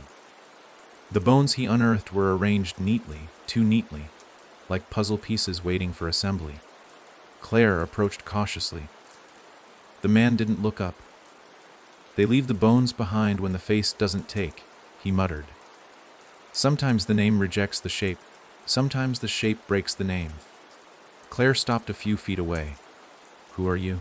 He paused, sat back on his heels, looked at her for the first time. His eyes were bloodshot, ringed with sleepless hollows. But what disturbed her most was the stitching. Fine, red thread laced across his jaw, as if he had sewn his mouth shut at some point, then torn it open again. "Used to be called Henry," he said. "Don't go by anything now. Names draw them." Claire's breath caught. "You know about the hollow ones. I knew them," he said. "I wore one." He reached behind him and pulled out a bundle wrapped in stained cloth. Unwrapped it. Inside was a mask, skin, colored, stretched tight over bone, with empty eye holes and a mouth that looked too wide. "I found this in the clearing 10 years ago," he said. "Thought it was a joke, a costume. But when I put it on, I saw them. I heard them. And for a while they heard me too." Claire felt bile rise in her throat. Henry nodded as if reading her reaction. "They don't steal your face. They offer you another one. One that fits better. One that hides the parts they want to keep." He held up the mask. "But it doesn't stay off once you've worn it." Claire took a step back. "Why are you digging?" "They're building something," he said. "A shape made of names. A face made of memories. Every bone I find belongs to someone who tried to forget." He picked up a small skull from the pile. "Children are easiest. They hum the song in their sleep. They don't know it, but they call the forest with every note." Claire shook her head. "I burned my name." Henry laughed, a sound full of bitterness. "So did I. Names are like shadows. You burn one, another follows. You want to stop them? You need more than silence. You need loss." "What do you mean?" He stood slowly, bones creaking. "The hollow ones thrive on identity, not just names. Memories, ties, your story. You want to be free. You have to give up more than your name. You have to disappear from the inside out." Claire's blood ran cold. "How?" Henry looked past her, toward the trail behind. "There's a place, farther in. A hollow tree with roots like ribs. They call it the mouth. What happens there?" "If you're willing," he said, voice trembling, "you feed it." Claire swallowed hard. "Feed it what?" He met her eyes. "Everything." A gust of wind blew through the trees for the first time since morning. It carried something with it, a scent sharp and metallic. Blood. And beneath that, something older, decay soaked in time. Henry dropped the skull. "They've found us." Claire turned. The woods behind her were no longer empty. Figures stood between the trees, cloaked, faceless, silent. But this time they didn't wait. They moved. Fast. Claire didn't think. She grabbed Henry's arm and ran.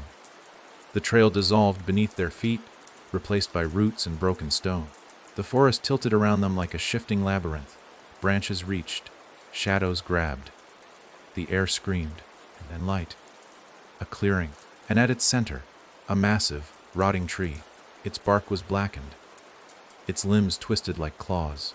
The roots jutted from the earth like ribs, forming an open ribcage.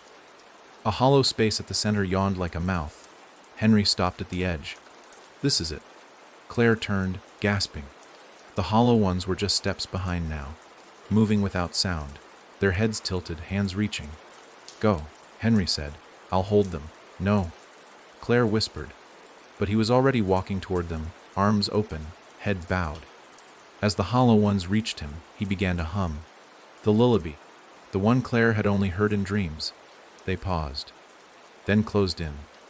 Henry didn't scream. He didn't fight. He vanished beneath them like smoke. Claire turned to the tree. The mouth waited. She stepped inside. It swallowed her whole. Claire didn't feel herself fall, but she knew she was falling. Not like gravity, more like being pulled. Like something beneath the roots of the world had unhooked her from reality and was reeling her down in slow, deliberate spirals. The moment she crossed the threshold of the hollow tree, the air changed. It wasn't heavy or hot or thick with rot. It was empty, weightless, like stepping into a vacuum stitched together by the absence of time. Her ears rang, then silenced.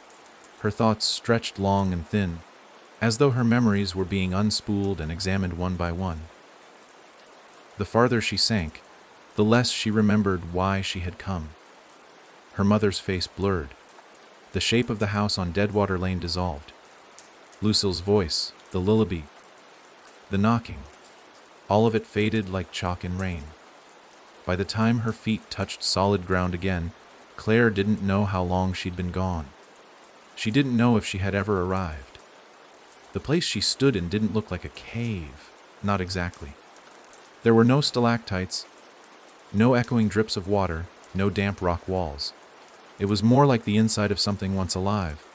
The floor was soft, pulsing slightly beneath her boots, and the walls moved if she stared too long, like they breathed in slow, sleeping rhythm. In the center of the space was a pedestal. No flame, no statue, no relic. Just a single object resting at the top, a mirror.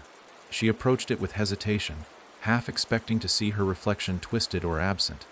But there she was, whole, face intact, eyes hers. Except something shimmered at the edges. Her reflection wavered, like it wasn't entirely committed to staying hers. Behind her reflection, shadows moved. Not bodies, memories. She saw flashes of her childhood, her father chasing her through summer fields, Lucille drawing spirals in the dirt, her mother smoking on the porch late at night, humming that damn song when she thought no one could hear. And then the mirror began to whisper, not with sound, with removal. Claire watched her reflection erase itself piece by piece. Her smile went first, wiped clean like chalk, then her freckles, then the scar on her right eyebrow from when she fell off her bike in 3rd grade. Every feature vanished with the whisper of stolen memory. She backed away. The mirror followed. No longer stuck to the pedestal, it now hovered midair, facing her no matter which direction she turned. It began to pulse in time with her heartbeat. Each beat louder, faster. Then, a voice, not hers, not Lucille's, not her mother's. Something older. To be free, you must forget. To forget, you must give. What you hold inside keeps us outside. Claire clenched her fists. I've already given up my name. The voice trembled with something like amusement. That was the beginning. Now, give us your face. She stepped back. No, the walls pulsed. Your mother refused. She buried the cost. You unburied it. The mirror flashed. Images poured out. The night Claire's mother locked Lucille in the basement. The screaming. The ritual in the woods. The circle of salt. The chanting in a tongue Claire didn't understand. Her mother's hands shaking as she cut the symbol into the floor. The knocking that came after. The silence that followed. Claire screamed. Stop. The mirror froze. The voice was quiet. You carry all that was denied. That is the price. That is the burden. That is the face we want. Something rose from the floor. A figure, shapeless at first, then slowly pulling form from the dark. It looked like Claire, but not quite. The smile was wider, the eyes dimmer. The mouth didn't move right when it spoke. You burned your name, the double said. But you kept your pain. That's where we live. Claire couldn't breathe. The air had thickened, filled with memory and grief and things too large to carry. The double walked closer. Give it to me. I'll carry it. I'll wear it. You'll feel nothing. You'll forget everything. You'll be free. Claire stared at it, tears rising. What would it be like? To let go of all of it. To forget the pain. Forget Lucille. Forget the screams, the knocking. The forest. The voice. The hunger. Herself. No more fear. No more fight. Just peace. The double held out a hand. All you have to do is let go. Claire stepped forward. Her hand lifted. Her fingertips brushed the copies. And then, she remembered. The night Lucille died, the last thing Lucille ever said to her. Whispered through the door of the basement, crying, "Don't forget me." Claire jerked her hand back. "No," her voice cracked. "You don't get her. You don't get me. I'm not yours." The double snarled, "Then remember everything, and wear it until you drown." The ground split beneath her. Claire fell again. But this time, she knew who she was. She woke gasping on the forest floor. The sun had finally moved in the sky. Time had started again. She sat up, felt her face, still hers. But the echo of the double lingered, like a splinter behind her eyes. She heard a branch snap. Claire turned. Lucille stood at the edge of the trees. Not a hallucination. Not a trick. Older. Changed. But alive. Lucille opened her mouth. No sound came. No tongue. But her lips moved. And Claire understood. You didn't forget. The woods around them held still, as if the world were leaning in to hear. Claire didn't trust her sight. She'd seen Lucille in too many half-formed places already. In mirrors, in dreams, in the spaces between knocks. But this one stood solid in the morning light. Her skin was pale, scarred where a tongue should have moved. Her hair matted, but real. The air between them smelled of wet earth and old ashes. Claire's throat closed. Lucille. Her sister nodded once. The motion was slow, careful, like she was testing the idea of existing again. Claire took a step closer, afraid the vision would crumble, afraid it wouldn't. Lucille lifted a hand and pointed toward the trees behind her. The bark of the nearest trunks shimmered faintly. Names carved deep glowed like embers. M. Renner, C. Renner, L. Renner, and dozens more she didn't know. The ground beneath those names moved. Roots shifted as though they breathed. Claire's stomach turned. They marked us. Lucille shook her head and pressed a finger to her own chest, then to Claire's. Then she pointed to the trees again and drew a slow line across her throat. Her message was clear enough. The names kept the hollow ones bound. When Claire had burned hers, she'd unsealed them. Tears welled hot behind her eyes. "Then why are you here? You should be gone. You died." Lucille's gaze softened. She reached into the pocket of her torn dress and pulled out a small wooden carving. Two girls holding hands. The edges were worn smooth. Claire remembered it. She had carved it herself when they were children, to keep Lucille from crying at night. Seeing it now was like touching a ghost that bled warmth. Lucille held it out. Claire hesitated, then took it. The wood pulsed once against her palm, faint as a heartbeat. When she looked up, Lucille's mouth moved again, slow, deliberate. "They used me to open the door. Used me to close it." Claire's skin prickled. "How?" Lucille turned, motioning for her to follow. She moved through the trees with unnatural grace, never breaking a twig, never making a sound. Claire followed as quietly as she could, heart hammering. The woods thickened around them until light barely touched the path. They came to a clearing ringed by crooked stones. In the center, the earth had caved in, a pit lined with bones and black water. The smell was sour, metallic. The same symbol from the house, from the well, from the altar, was burned into the ground around it. Lucille pointed down into the pit, then to her own chest again. Her expression was desperate now, pleading.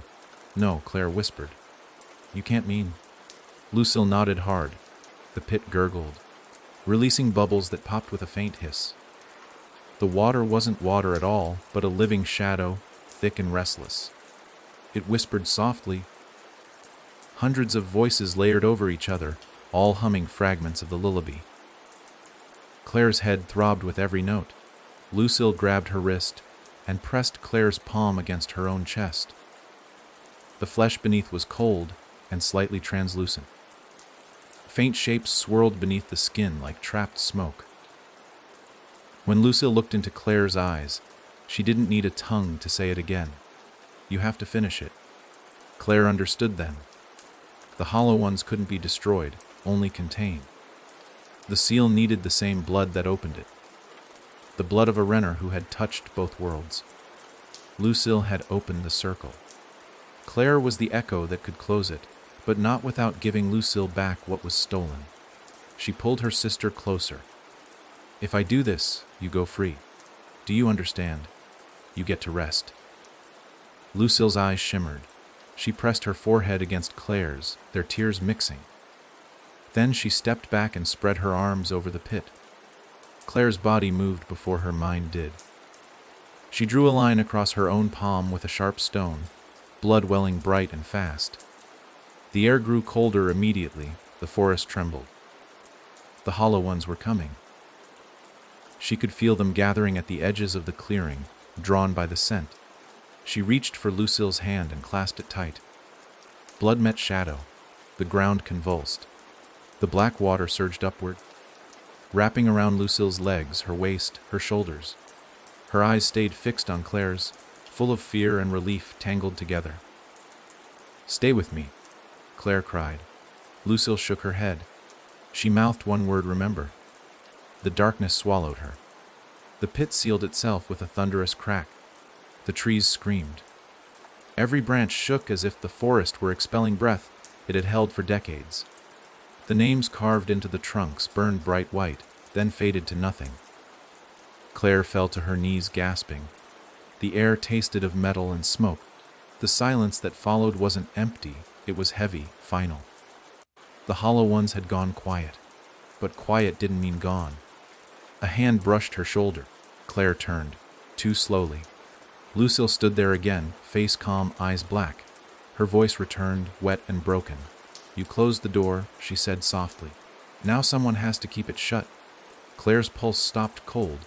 "Lucille, please, don't." Lucille smiled, gentle and wrong. "You freed me. Now you take my place." Before Claire could move, Lucille pressed a palm against her chest. The touch burned like fire and ice together. Something left Claire's body in a rush, a pulling, tearing feeling that stole her breath. Her vision blurred. The last thing she saw before collapsing was Lucille stepping backward into the pit, her face fading into the shadow, her eyes glimmering like twin mirrors. Then everything went still. She woke hours, or days, later at the edge of the clearing. The pit was gone. Only grass and earth remained. The trees were silent again, truly silent this time. Her hand still bled slowly, the cut refusing to close. When she pressed her palm to the ground, the blood vanished instantly, absorbed. She whispered her own name. Nothing answered. Her voice sounded different, hollow at the edges, as though someone else were speaking through her. She stood and started walking, unsure where the path would take her, unsure if paths even existed anymore. Behind her, the forest exhaled. And somewhere deep beneath the soil, something knocked, once, twice, 3 times. Claire walked through the forest as if she had never known how to walk. Every step felt borrowed, like her muscles remembered movement, but not intent.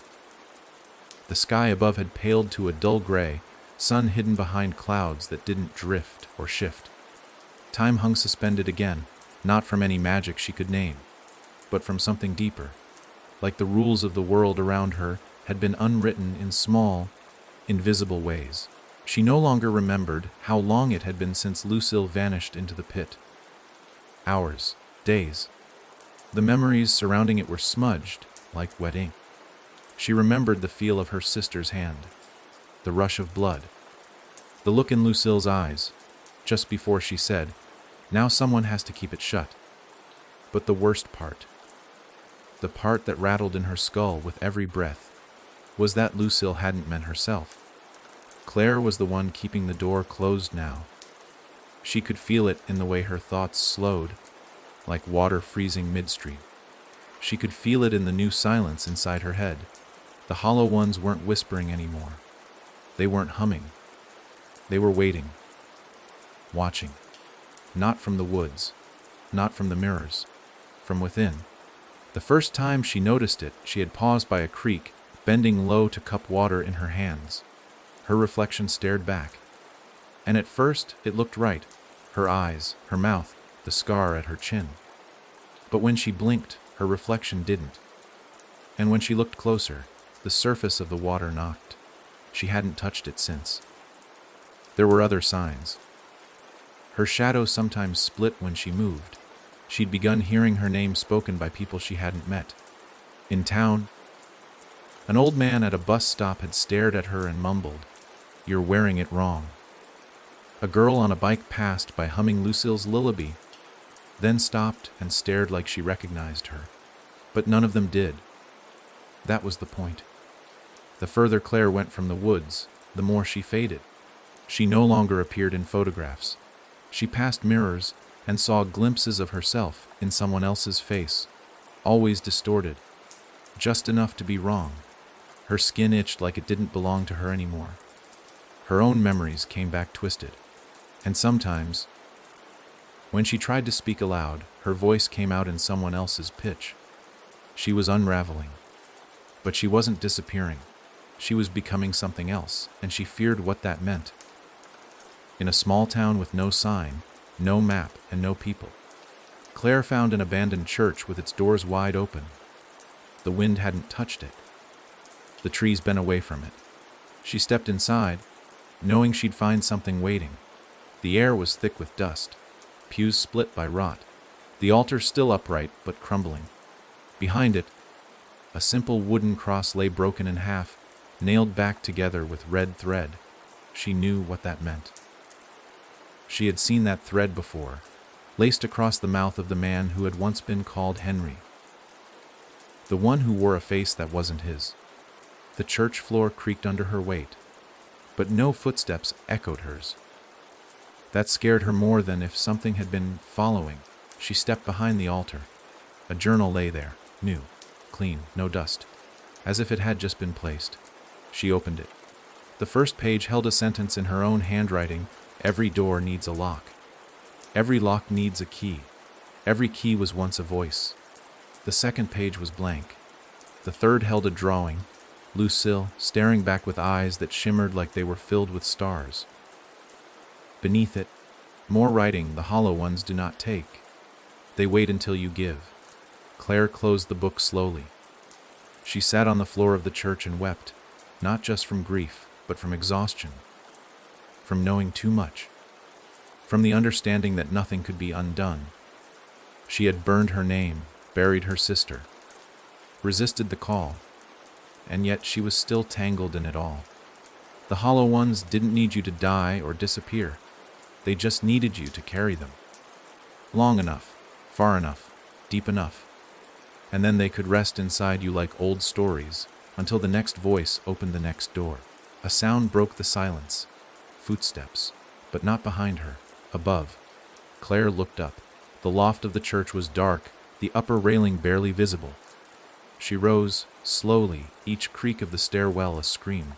At the top, the attic was filled with rows of old choir robes, boxes of hymnals, and a tall, thin mirror leaning against the wall. She approached it. This time, her reflection was gone entirely. Only the room behind her showed. And then, the mirror knocked. 3 times, and the reflection appeared. It was Claire. But not Claire. Wearing a black veil, hands folded over her chest like a corpse posed for burial, and the mouth was sewn shut with red thread. She stepped back. The reflection didn't. It reached up and began to cut the thread. 1 stitch at a time. Blood ran down its chin. Its mouth opened, and it screamed. The glass shattered. The attic went dark. When she could see again, the mirror was gone, and on the floor at her feet sat a mask.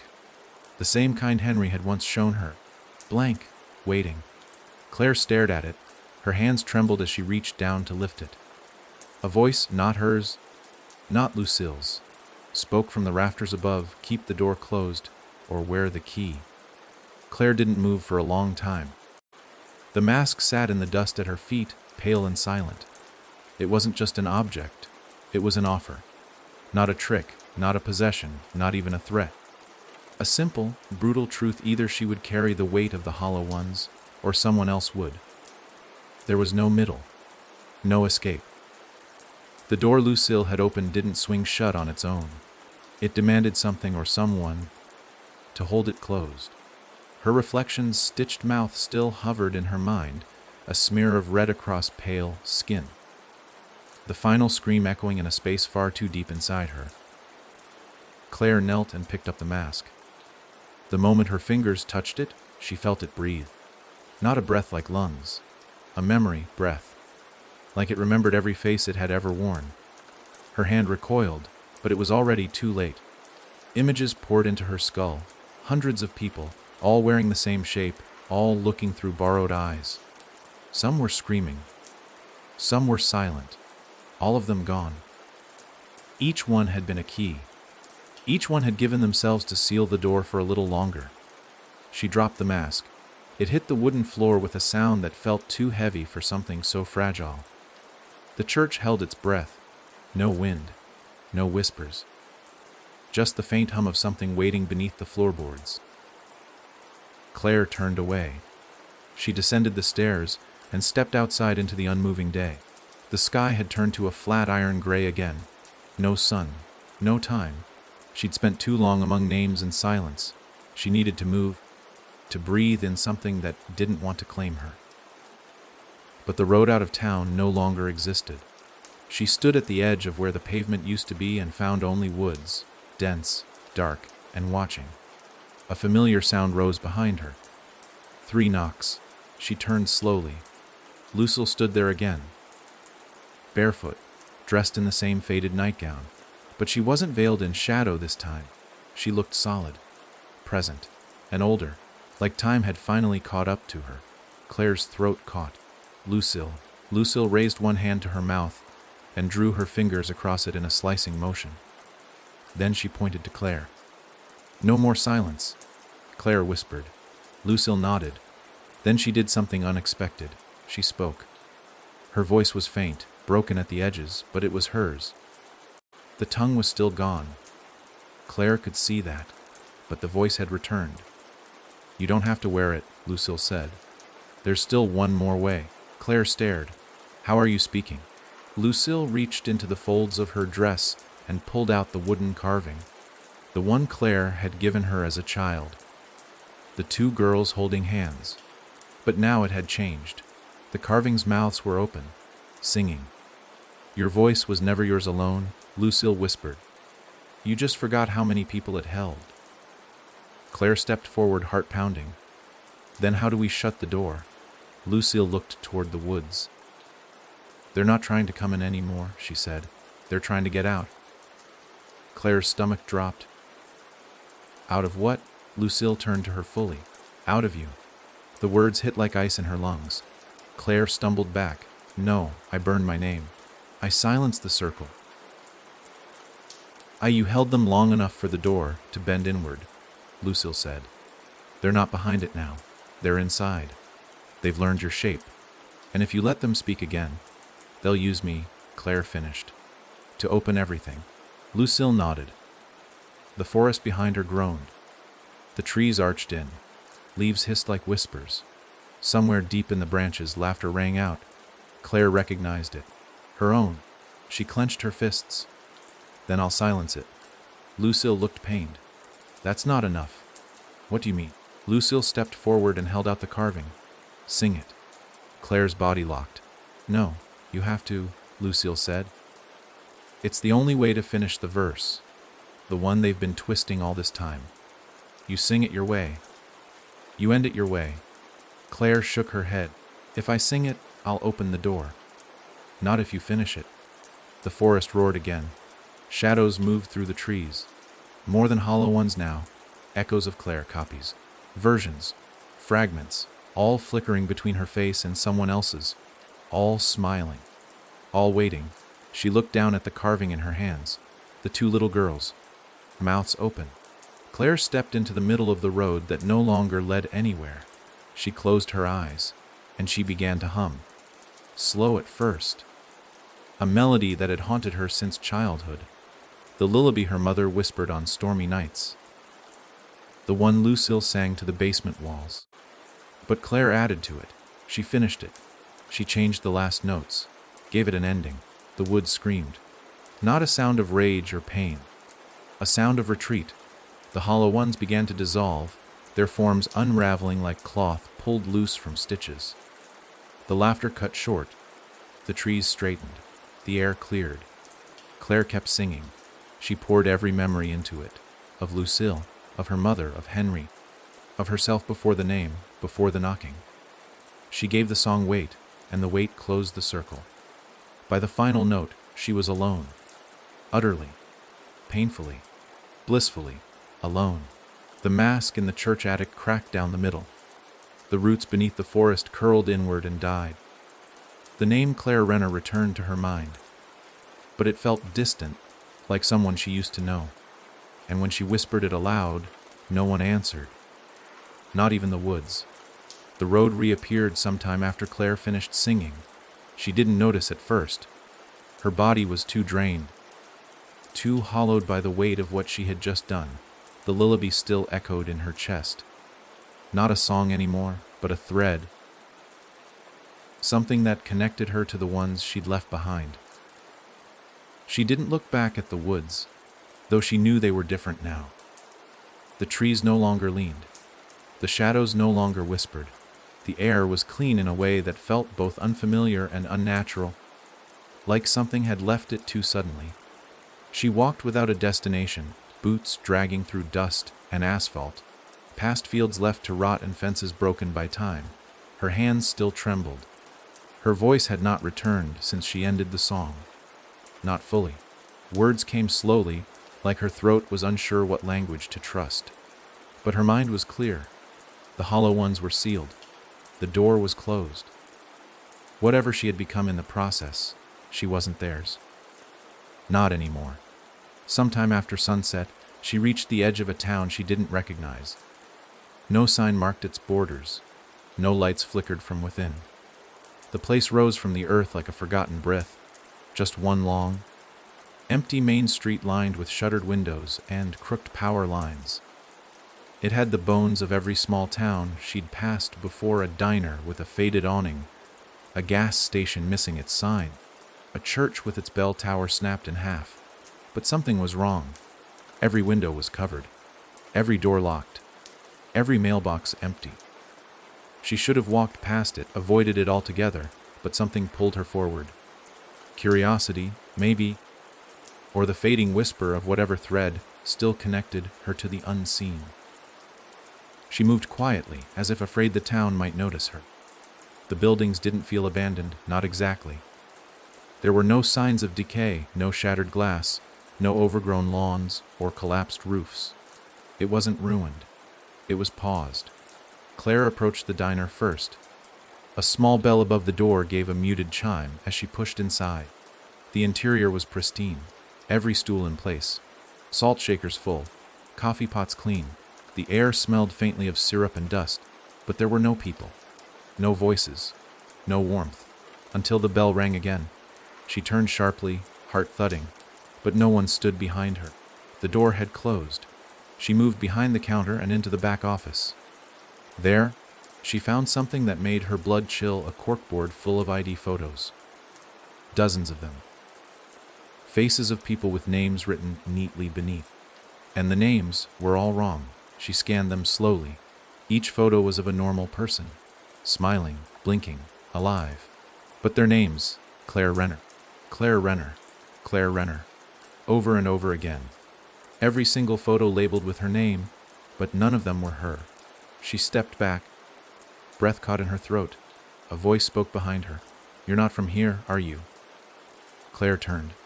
A man stood in the doorway, maybe 50, clean clothes, sharp eyes, but his face flickered at the edges, subtly, like a mirage, like it was barely holding together.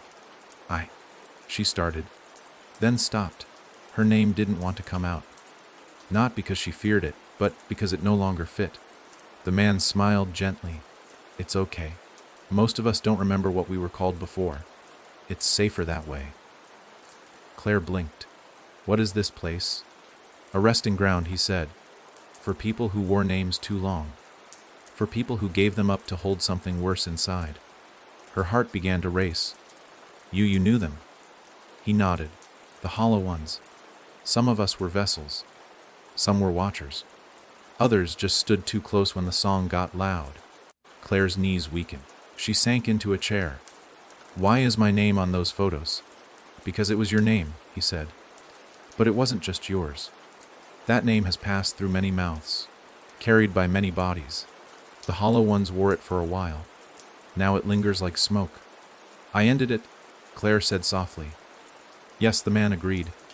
You closed the door, but the door left its mark. Even if they're gone, their residue remains. Places remember. Names remember. That's what this town is. A memory made solid. People who've lost the thread, trying to hold shape. Claire looked at him. Who are you? I was called Henry once, he said. But not the one you knew. That was another Henry. A part of the thread that ended somewhere darker. I'm what's left of a choice that could have gone different. Claire shivered. So this town, it's made of unfinished verses, he said. People who tried to sing and couldn't finish. Names that were never fully spoken. Doors that opened halfway and got stuck. She stood, legs shaking. Can I leave? He hesitated. Maybe, but not with your name. I don't want it anymore, she said. It never fit. Then you'll need to make a new one not tied to them. Claire glanced around. The walls pulsed subtly, like breathing. The town was alive, but only barely. It wasn't a trap, it was a cocoon. She stepped toward the exit. Outside, the wind had returned. The sky was dark, but stars had begun to shine, distant, quiet, free. Where do I go? She asked. Anywhere, Henry said. But if you ever start to hear the knocking again, he pointed to his mouth. Don't speak. Don't sing. Don't remember. Claire turned and walked into the night. She didn't look back, and as the town faded behind her, so did the weight of her borrowed face. Somewhere ahead, her new name waited, still unspoken, still unborn. But for the first time in a long while, the silence belonged to her. Claire gave herself no name. Not yet. She walked through the world like a phantom, a shadow stitched together by silence. With the hollow ones sealed and the lullaby finished, she thought she might finally be allowed to rest. If not in comfort, then at least in obscurity. For weeks, she passed through small towns and back roads like wind through trees unnoticed. No mirrors. No reflections. She avoided anything that might try to give her shape again, and for a while it worked. She kept moving. Changed her clothing when she could. Slept in empty barns under trees or not at all. She spoke to no one, not even herself. Her thoughts were quiet, her memories dulled. But in that quiet, she began to notice something. The world hadn't stayed still. She passed through a town called Eastbrush one morning. It looked normal. Kids on bikes, women drinking coffee on porches, men hauling lumber down Main Street. Too normal, like a movie set played on loop. At first, she dismissed it. She hadn't spoken to anyone in weeks. Maybe she was just forgetting what real felt like. But then, while walking past the local elementary school, she heard it, the song. Just a few notes, hummed under breath, a child's voice, incomplete. Claire froze. Across the chain-link fence, a little girl sat on a swing, humming the first 5 notes of the lullaby. The same lullaby. The one Lucille used to sing. The one that never belonged to anyone. Claire's chest clenched. She moved to the fence. The girl stopped humming and looked straight at her. Her eyes were empty, not dead, not possessed, just wiped clean. As if the child behind them had been gently pushed aside to make room for something else. Claire whispered, "Where did you learn that?" The girl blinked. "I didn't. It was already in me." Claire backed away. She left Eastbrush immediately, heart pounding, mind spinning. She had closed the door. She had sealed the forest. She had given up her name. So how was the song still alive? Then it struck her. The hollow ones had never needed one door. One house, one person. They were a pattern. And patterns didn't die when the last thread was cut. They frayed, they spread. Claire remembered what Henry, not her Henry, but the one from the memory town, had said. Places remember, names remember. That included people too. The hollow ones had worn too many faces, walked in too many voices. Pieces of them had leaked into others, into songs half remembered by children, into bedtime hums passed down without meaning, into fragments. Not the hollow ones whole, but slivers, whispers. Enough to start the verse again. She had to stop it. She didn't know how. She didn't even know if she could, but she couldn't let the cycle begin anew. The next town was different. Smaller. Half faded. She took a job at a grocery store under the name Anna. It felt foreign in her mouth, but no one questioned it. People saw what they expected. The manager handed her a badge and showed her how to clock in. Simple. But on her third day, she noticed something strange. An older man came in every morning at 7:08 a.m. on the dot. Always bought the same thing, a can of beans and a red candle. Never smiled, never spoke, but every time she handed him his change, he would look her in the eye for just a second too long, and then one morning he hummed. Claire dropped the change. The sound stopped instantly. The man's expression didn't change. He picked up the coins from the counter and walked out. That night, she followed him. He lived in a trailer on the edge of the woods, just past the tree line. No lights, no mailbox. A single wind chime dangled from the porch, made of bones. Claire stood outside for nearly 10 minutes before the door opened. The man stood there, barefoot. "I was waiting for you," he said. Claire swallowed. "Why did you hum that song?" He didn't blink. "Because it's the only way to tell who remembers." "Remembers what?" "The hollow place. The door. The silence." Claire stepped closer. "You know what it is?" The man nodded. "I helped build it, long time ago." Before anyone knew what it really was, her breath caught. "You were one of them?" "I was a keeper," he said.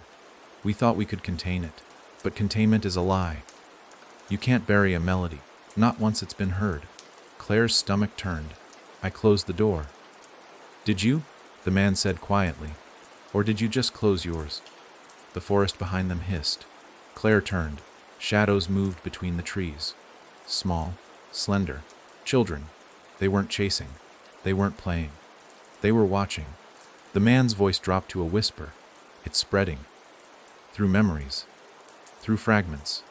A chorus is building again. Not like before. Not in one place. Everywhere. In pieces. Claire clenched her fists. "Then how do I stop it?" "You can't," he said. "Not all of it." "Then what do I do?" The man handed her the red candle. "You light this in the place where you were born. And when you do, you sing again." "I already sang." He shook his head. "That was an end. This is a beginning. You have to write the last song. One that drowns theirs. One that lives louder." Claire stared at the candle. It was warm in her hand. Too warm. "Will it work?" He looked her dead in the eyes.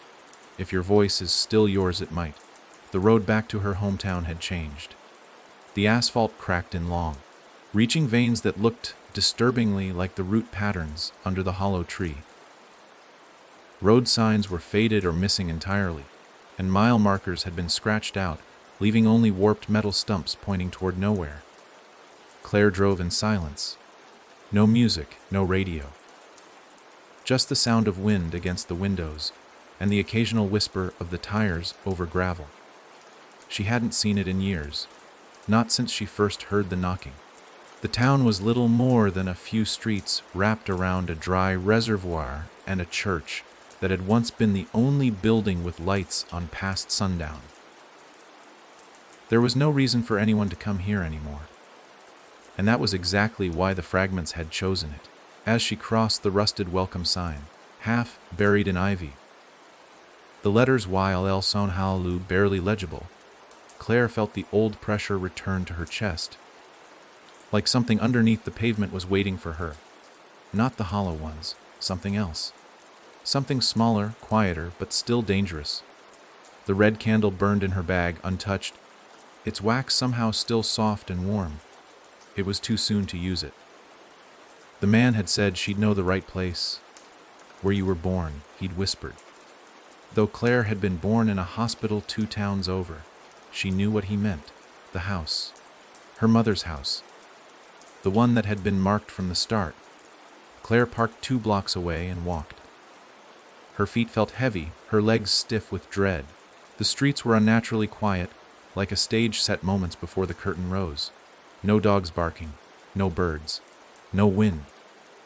Just the electric buzz of silence, full and waiting. The house stood exactly as she remembered it. Same paint peeling from the siding. Same sag in the roof. The porch light, shattered. The windows boarded from the inside. As if someone had been trying to keep something from looking out, she didn't hesitate. She climbed the porch steps and opened the door. It wasn't locked. Inside, the air was thick with dust and memory. The scent hit her like a punch. Old fabric, cigarette smoke, faint traces of burnt salt. She passed the living room, untouched, and entered the hallway. Every frame still hung. Family photos lined the walls, their glass cracked or yellowed. But the faces, they were all hers. Different versions. Ages, hairstyles, moods. Claire smiling in a graduation cap she never wore. Claire holding a child she never had.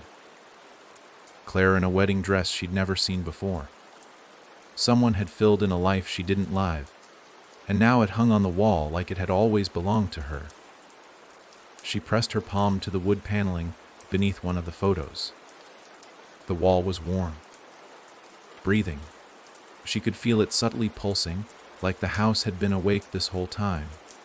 She moved through the hall toward the basement door. It stood open. Stairs descended into a dark that felt too wide for the space beneath the house. Claire took each step like it might vanish under her weight. The last time she'd been here, she was a child. Lucille had screamed from the bottom of this staircase. Screamed a song that opened a door no one could see. Now, there was no screaming. Just singing, soft, off-key, from multiple voices, a chorus. Claire reached the basement floor and froze. There, standing in a circle drawn in white ash, were 7 people, men, women, children, holding hands and humming. In the center of the circle stood a small girl, no more than 8, her back to Claire, her long hair falling over her shoulders. She led the song, mouthing the words to a lullaby that was almost familiar. It wasn't Lucille's version. It was wrong, tilted. The notes twisted, certain syllables held too long or dropped completely, as if the child's voice was trying to reconstruct something forgotten. Claire stepped closer. The circle pulsed once. Every person turned toward her in perfect unison, their eyes wide, glowing faintly blue. The girl in the center didn't turn. She just stopped singing. Claire, the others said together. "You're late." Claire's mouth went dry. "Who are you?" "Were you?" The voices answered. "Parts of you that fell off. Pieces of the song you left behind." "I ended the song, no. You paused it, but we remembered." And she rewrote it. They pointed to the child in the center. Claire stepped forward, fury building in her chest.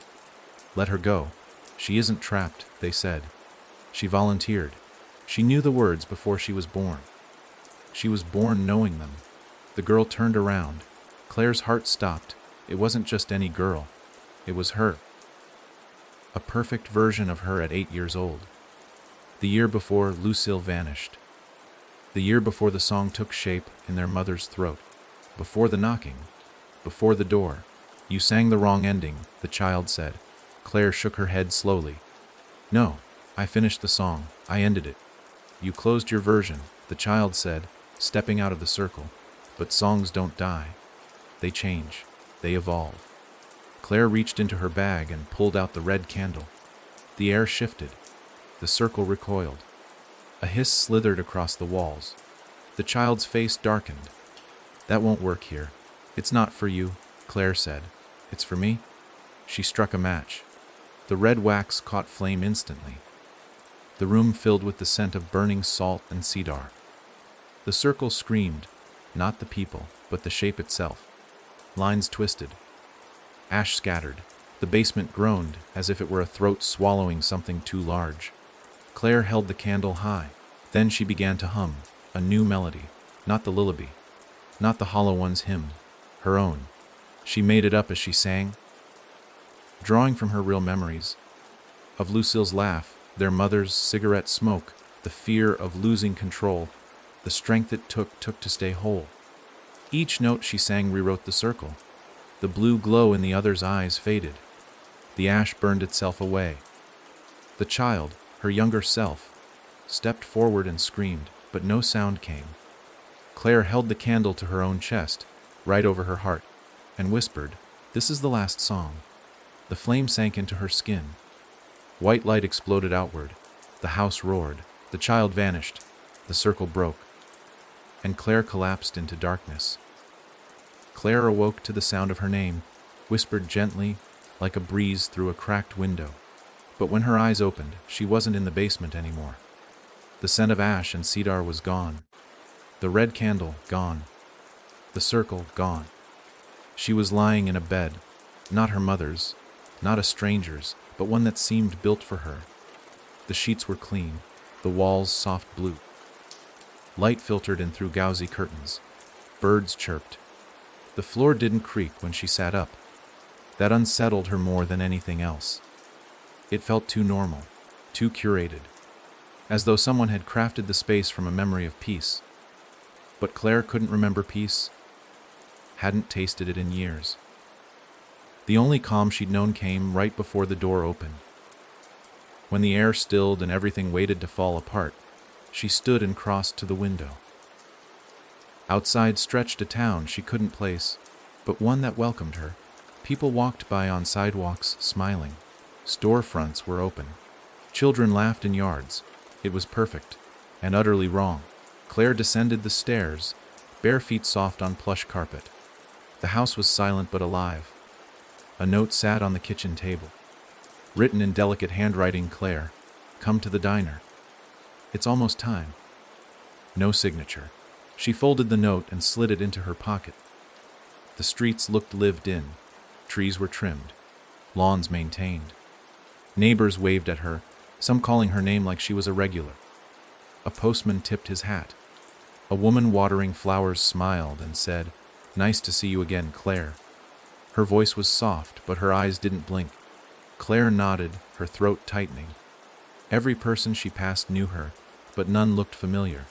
Not from her past, not from her memories. They said her name with warmth, but not one of them ever asked how she was. They never waited for a response.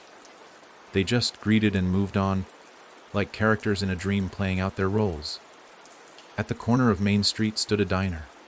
Silver walls. Neon sign blinking lazily, Renner's. Claire froze. That name shouldn't be here.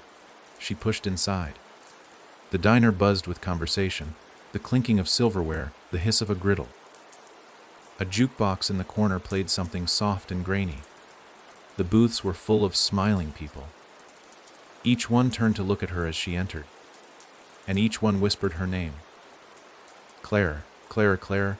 She walked slowly down the aisle, their heads turning as she passed. Some of them nodded. Some grinned. One man tipped an invisible hat, his mouth stitched closed. She reached the booth in the back, the only one empty. Someone was waiting there. A woman with dark hair, streaked with silver. Her eyes were sharp, lined with years of knowing. She wore a faded yellow dress and sat with a cup of coffee steaming in front of her. "You're later than expected," the woman said, without looking up. "Who are you?" Claire asked. "I'm the one who remembered when you forgot," the woman said. "I kept the melody going when you dropped the thread. I held the verses when the others burned them." Claire sat, her limbs stiff with caution. "What is this place?" The woman met her eyes. "This is the part of the song that never ends, the refrain. The town between verses." Claire swallowed hard. "I ended the song. I sang my own. I burned the candle." "You did," the woman agreed. "But songs are like fire. They leave smoke. They echo." Claire leaned forward. "Then what am I doing here?" The woman placed a hand over Claire's. "To decide what comes next." Outside, the light shifted. The shadows of trees stretched unnaturally long. The smiling people continued to pass the diner windows. But now, something had changed. Their mouths moved, but no words came. Their eyes didn't blink. Some began to walk backward. Others walked in circles. Claire's breath caught. "They're not real. They're memories," the woman said. "The last ones, the hollow ones, touched before the door closed. When you sealed them, the fragments had to go somewhere." "You mean," Claire looked around the diner. "They're in here." All around, the woman nodded, but contained, held in place by the melody you sang. This town is what you created, a cage made of music and memory, and now it's yours to keep, or to destroy. Claire pulled her hand back. I don't want it. I didn't ask for this. No, the woman said gently. But you answered. When the fragments reached for a voice, you were the one who sang. I didn't know, Claire whispered. The woman smiled. No one ever does. Silence settled between them. The hum of the diner faded. The lights dimmed. The jukebox stopped. Outside, the people had all frozen. Some stood mid-step. One child floated an inch above the ground. Claire stood. How do I let them go? You don't, the woman said. You let yourself go, and they'll follow. Claire clenched her fists. What does that mean? It means, the woman said, rising from the booth, that this town only lives because you do. The melody echoes because your name still holds power. If you want to end the song for good, she reached into her coat and pulled out a blank name tag. You have to forget who you were. Completely. Let it go. The memory, the pain, the guilt, even the face. You can't carry even a piece of her. Claire stared at the tag. The woman held out a pen. You get one name, one chance. Claire took it slowly. Her hands shook. She looked down at the blank tag. The pen hovered above it. And for the first time since Lucille disappeared into the dark, she let go. Of the forest, of the knocking, of the lullaby, of the hollow ones, of being Claire Renner. She wrote a new name. And as the pen touched the paper, the town began to fade, one window at a time, one streetlight, one smiling, frozen face. The diner vanished last. The woman smiled, a single tear rolling down her cheek. Thank you, she whispered. And then she, too, was gone. Claire opened her eyes on a train heading nowhere in particular. She held a name tag in her lap. It read, hello. My name is Ilan. She didn't remember writing it, but it felt right. A boy sitting across the aisle smiled and asked, Is that your name? She smiled back. Yes, she said, it is. Outside, the trees were just trees. And somewhere far, far behind her, the song finally ended. Ilan lived a quiet life for 12 days. 12 days of stillness, of forgetting, of peace so soft it felt borrowed. She rented a small room above a florist's shop in a nameless town with cracked sidewalks and sun-warmed bricks. The kind of town where no one asked questions if you paid in cash and kept to yourself. She wore her new name like fresh skin. Awkward at first, but gradually it settled. The florist called her Ilan with a smile. The barista at the corner cafe scribbled it on paper cups, and the old woman who ran the laundromat offered her fresh cookies every time she came in. It was enough. Or it could have been. Until the echo found her. It started on the 13th morning. The sun had barely risen, and Ilan was washing her face when she heard it. Just a whisper. Not words. Not even sound. A vibration beneath the floorboards. A single, low hum. The kind that rises at the back of your teeth before thunder hits. It stopped almost as soon as she noticed it. She told herself it was plumbing, old pipes, a car passing outside, anything but what it really was. But on the 14th day, it came again, louder, and this time, it came with a smell. Cedar and ash. She sat up in bed, heart pounding. No, she whispered. No, I let go. I named myself. I ended it. But the echo didn't care about endings. It only remembered beginnings. She opened the window, hoping for morning air, for some clean breeze to carry away the unease. But the town below her had changed. Subtly. The streetlight on the corner flickered, though it hadn't before. The florist's awning sagged slightly. The sky, overcast. And a child stood at the bus stop across the street, not moving, not shifting, just watching. Ilan squinted. The child's mouth moved, slow, silent, as if forming syllables that no voice carried, as if reciting a song. She slammed the window shut and backed away. Panic rose sharp in her throat. It wasn't fair. She had followed the rules. She had buried Claire. She had rewritten the melody. But still, some piece had broken through. A crack, a breath, a note. Later that day, Elin walked into the florist's shop to restock her vase and found every flower wilted. Brown, dry, drain. As if something had passed through the shop and taken all the life with it. The florist looked up at her, smiling with cracked lips and sunken eyes. "They're thirsty," she said, "but not for water." Elin ran. She didn't pack. She didn't say goodbye. She just left. The train station at the edge of town was nearly empty, but the ticket vendor greeted her like an old friend. "Where to, Elin?" Her stomach flipped. She had never told him her name. "Anywhere," she replied. The man smiled and handed her a ticket without asking for payment. It was blank. No destination. No date. Just a single embossed word at the center, R.E. price. She stepped onto the train, heart pounding like it used to in her childhood, when footsteps creaked outside her door at night, when voices hummed in closets, when her reflection blinked a beat too late. The train was silent, no other passengers. She sat alone. The door closed, the lights dimmed, and then she heard it, from behind her, a knock. 3 knocks. She didn't turn around. She couldn't. The train moved. Outside the window, the world melted. Trees bleeding into fields, houses stretching like wax, the sky turning red, then black, then white. The air inside the car grew heavy, humid, filled with that smell again. Ash and cedar and something older. Then came the voice. Not a scream. Not a song. Just a girl's voice. "You wore my name." Ellen's body went cold. The voice was small. 8 years old. "I want it back." Elin turned slowly. The girl sat 2 rows behind her, swinging her feet. She was dressed in a hospital gown, barefoot, her hair matted. Her face was blank.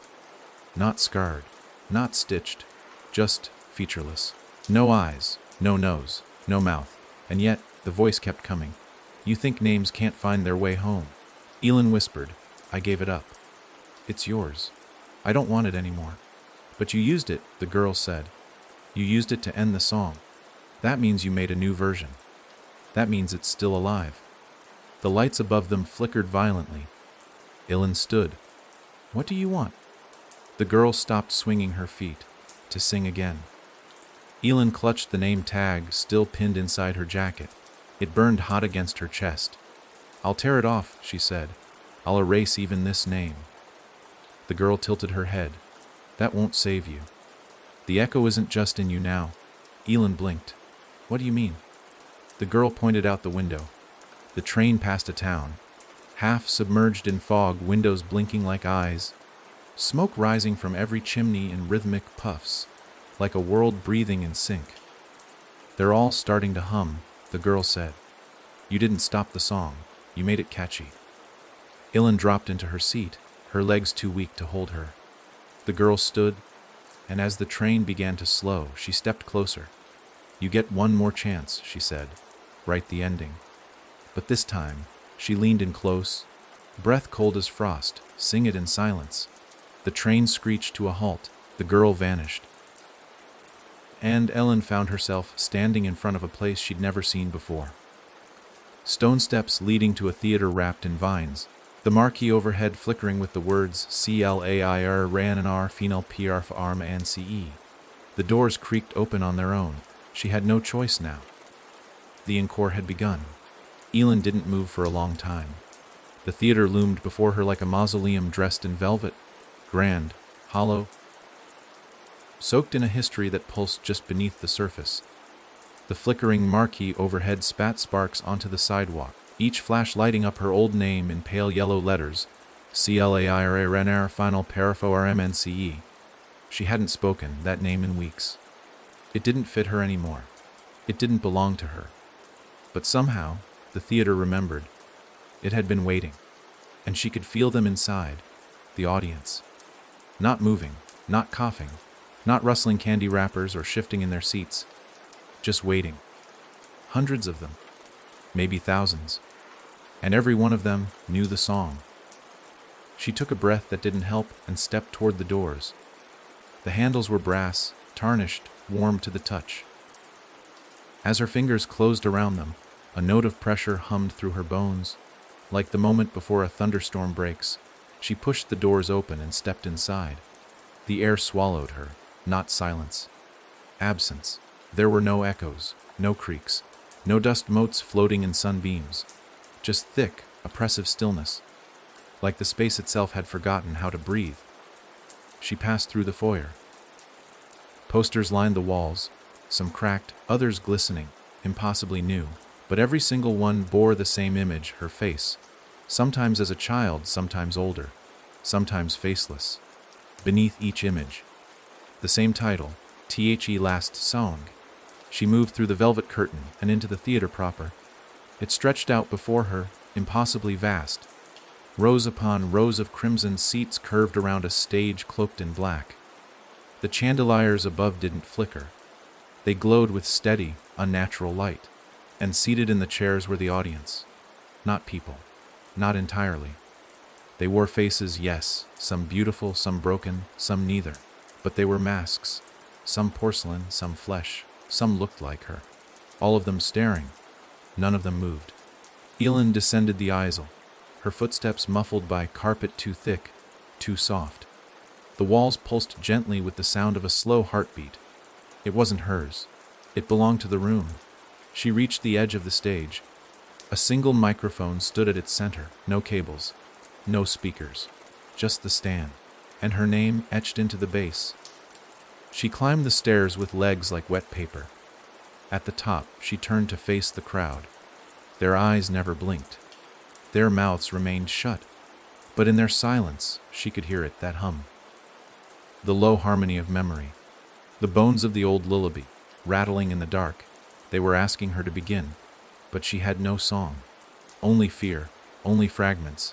Elin stepped to the microphone. Her voice caught in her throat. Her name tag, Elin, burned hot against her chest again like a warning. And then the curtain behind her whispered. She turned. A piano sat in the shadows. Someone was seated at it. Their fingers hovered over the keys, unmoving. She stepped closer, and her heart twisted. It was Lucille, or something that wore her face. Her sister looked the same as she had that last night, hair tangled, mouth dry. Eyes too wide. She didn't move. Her fingers didn't fall, but the room was thick with the memory of her music. Elin whispered, "Lucille."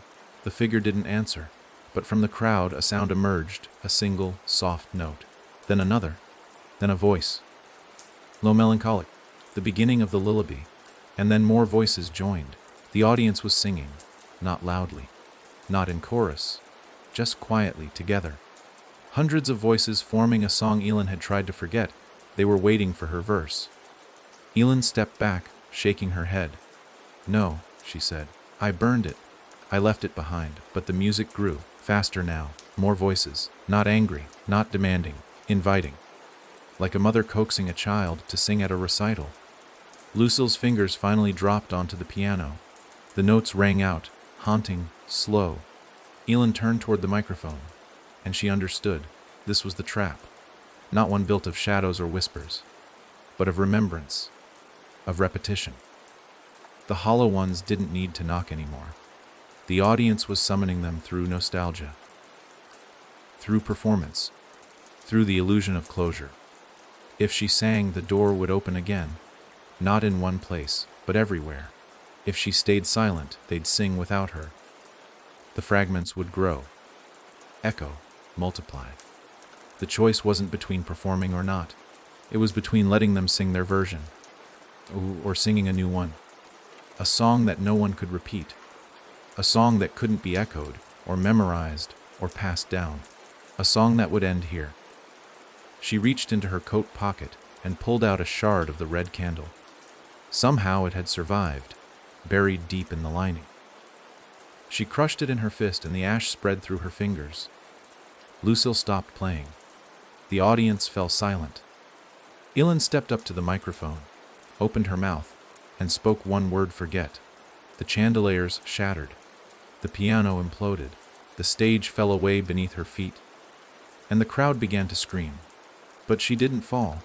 She stood in the center of nothing, surrounded by collapsing songs, dying echoes, shredded verses. And she said it again. Forget. The theater tore itself apart, the posters burned, the masks cracked, and Claire Renner vanished.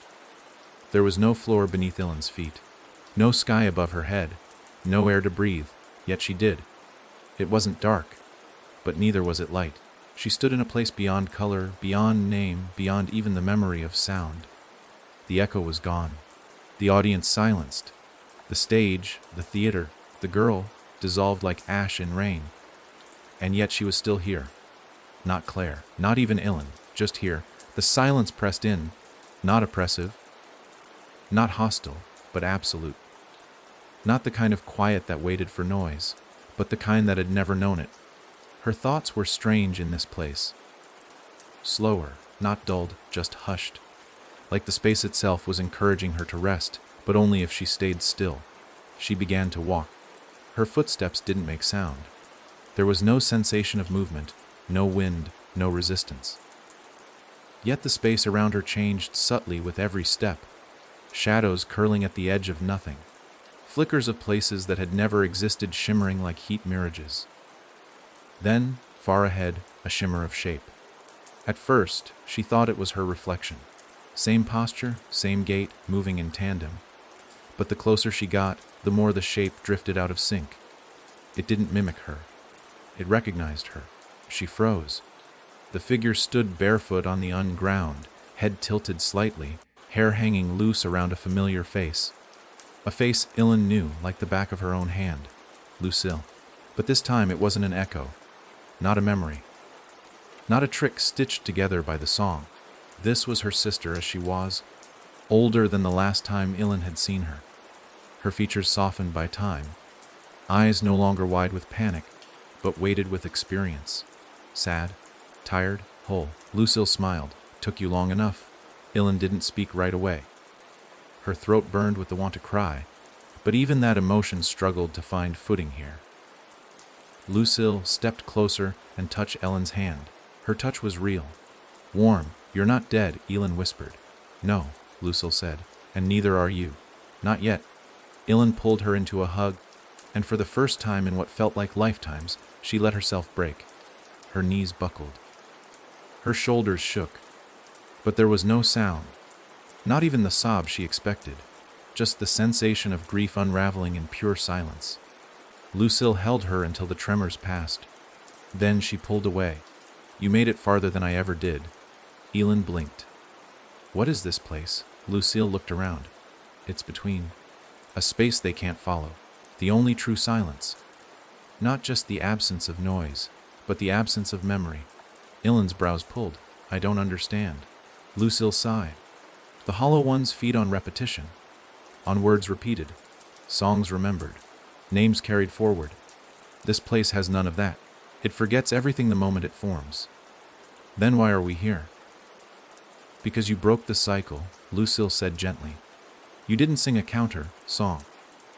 You didn't fight melody with melody. You silenced it. That has power.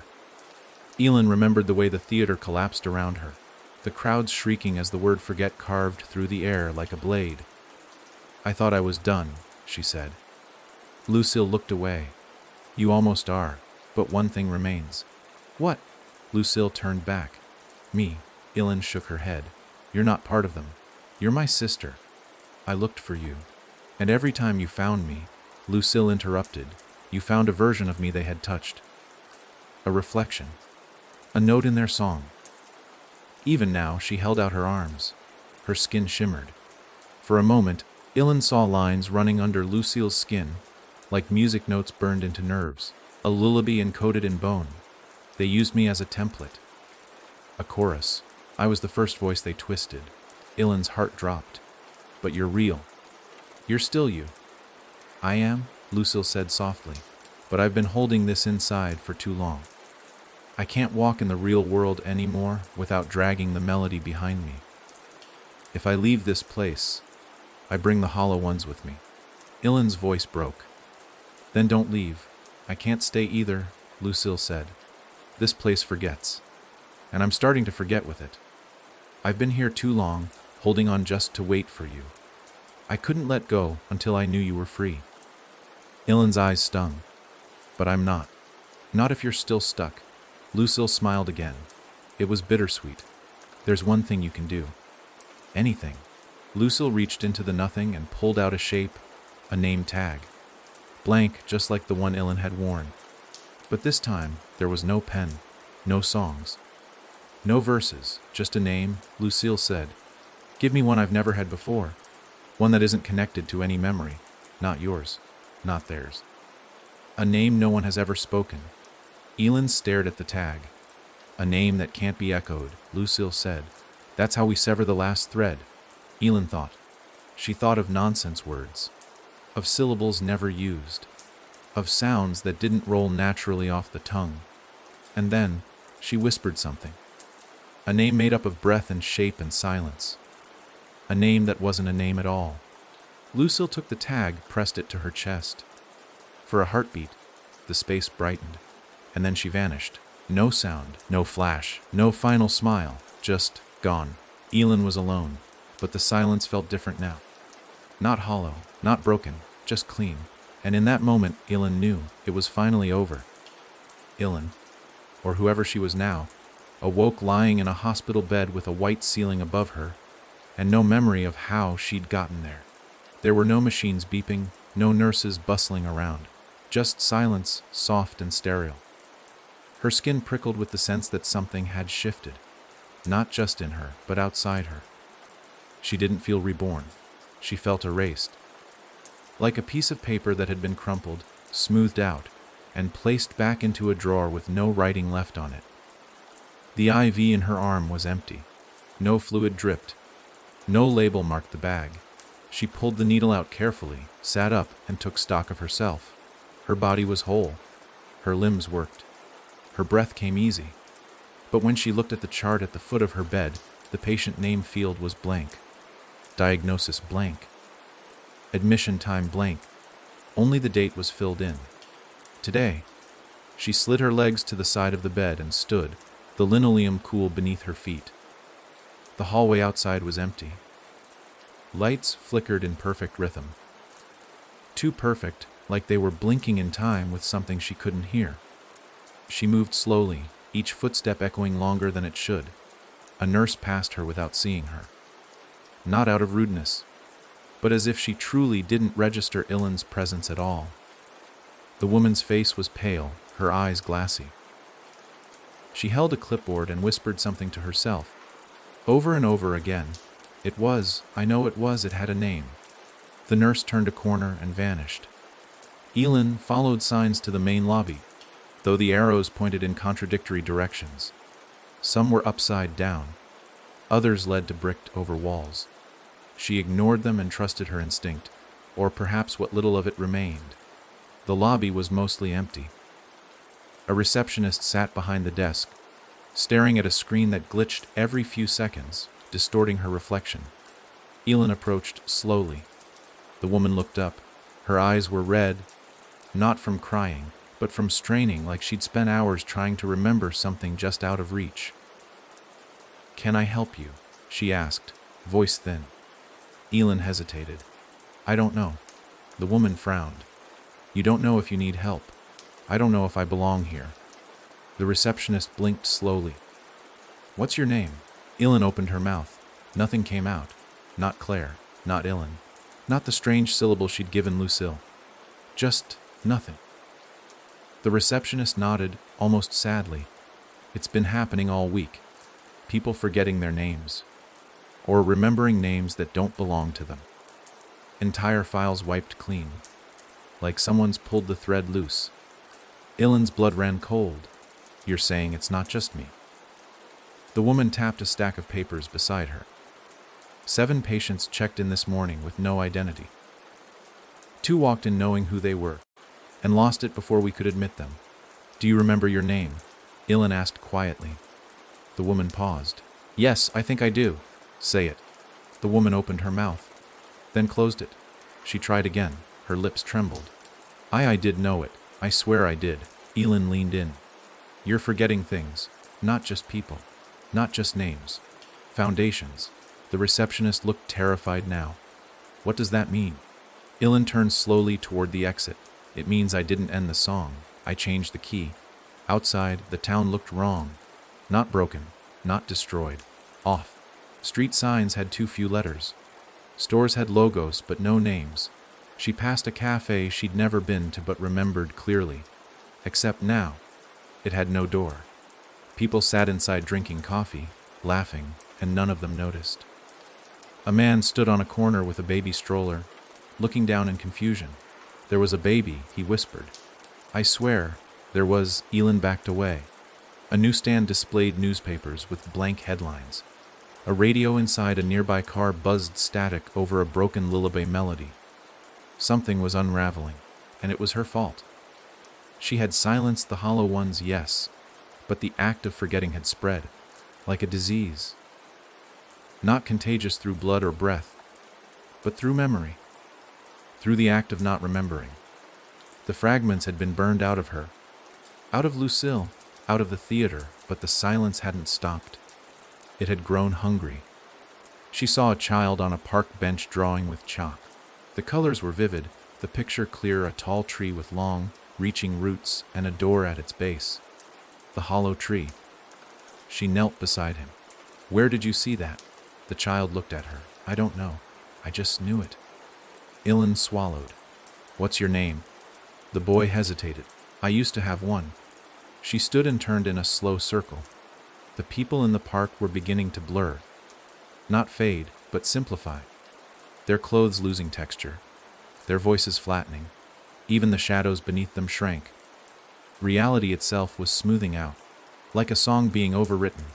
She remembered what Lucille had said, the hollow ones feed on repetition. On words repeated. Songs remembered. Names carried forward. Elin had thought silence was salvation, but silence was still sound once removed. And now the world was forgetting how to speak its own name. She felt panic rise, but crushed it down.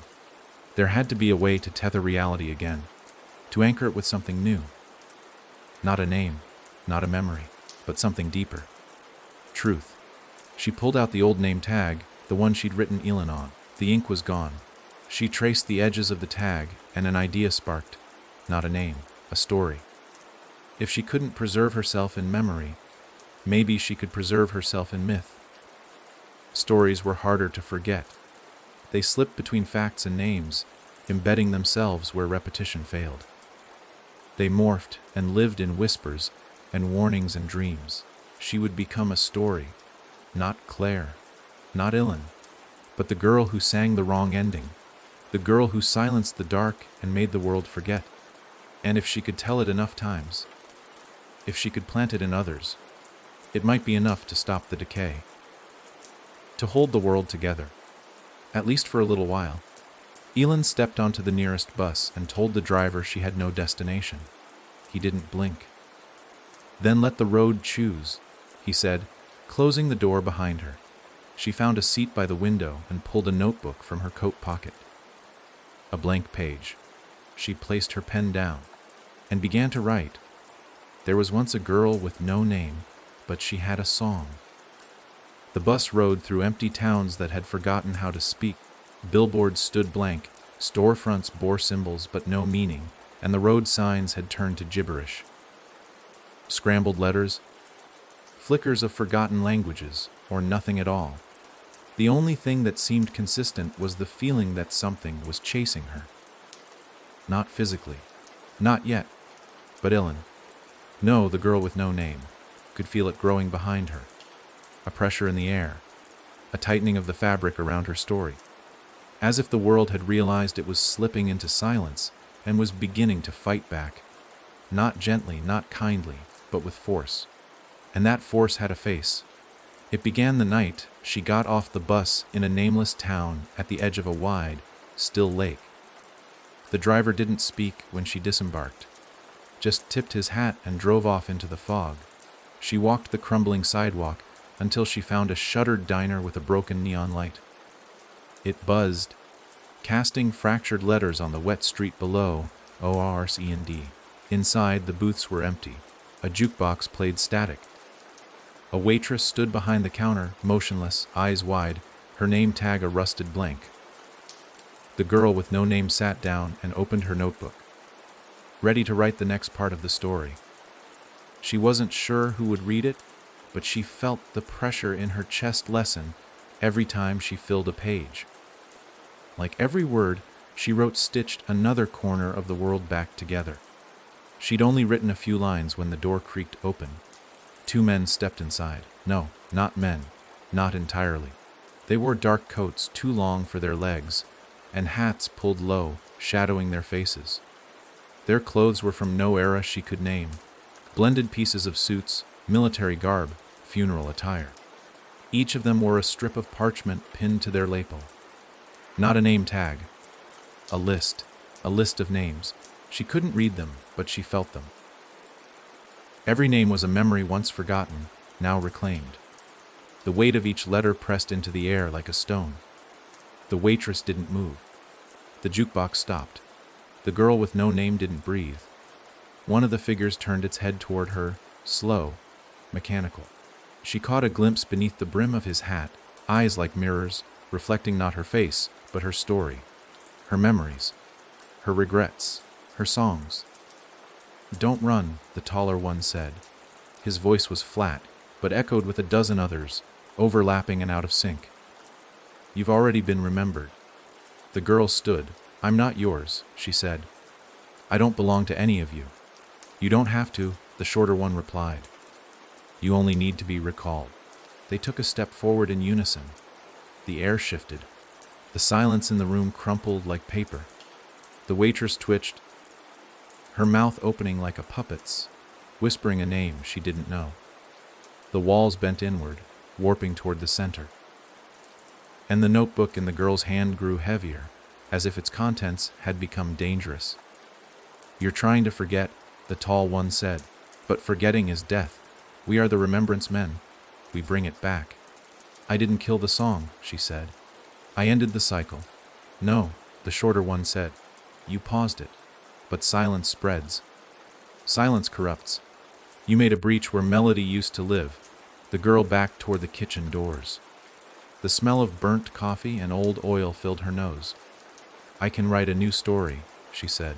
"One that doesn't repeat. One that lives in pieces, scattered, untraceable."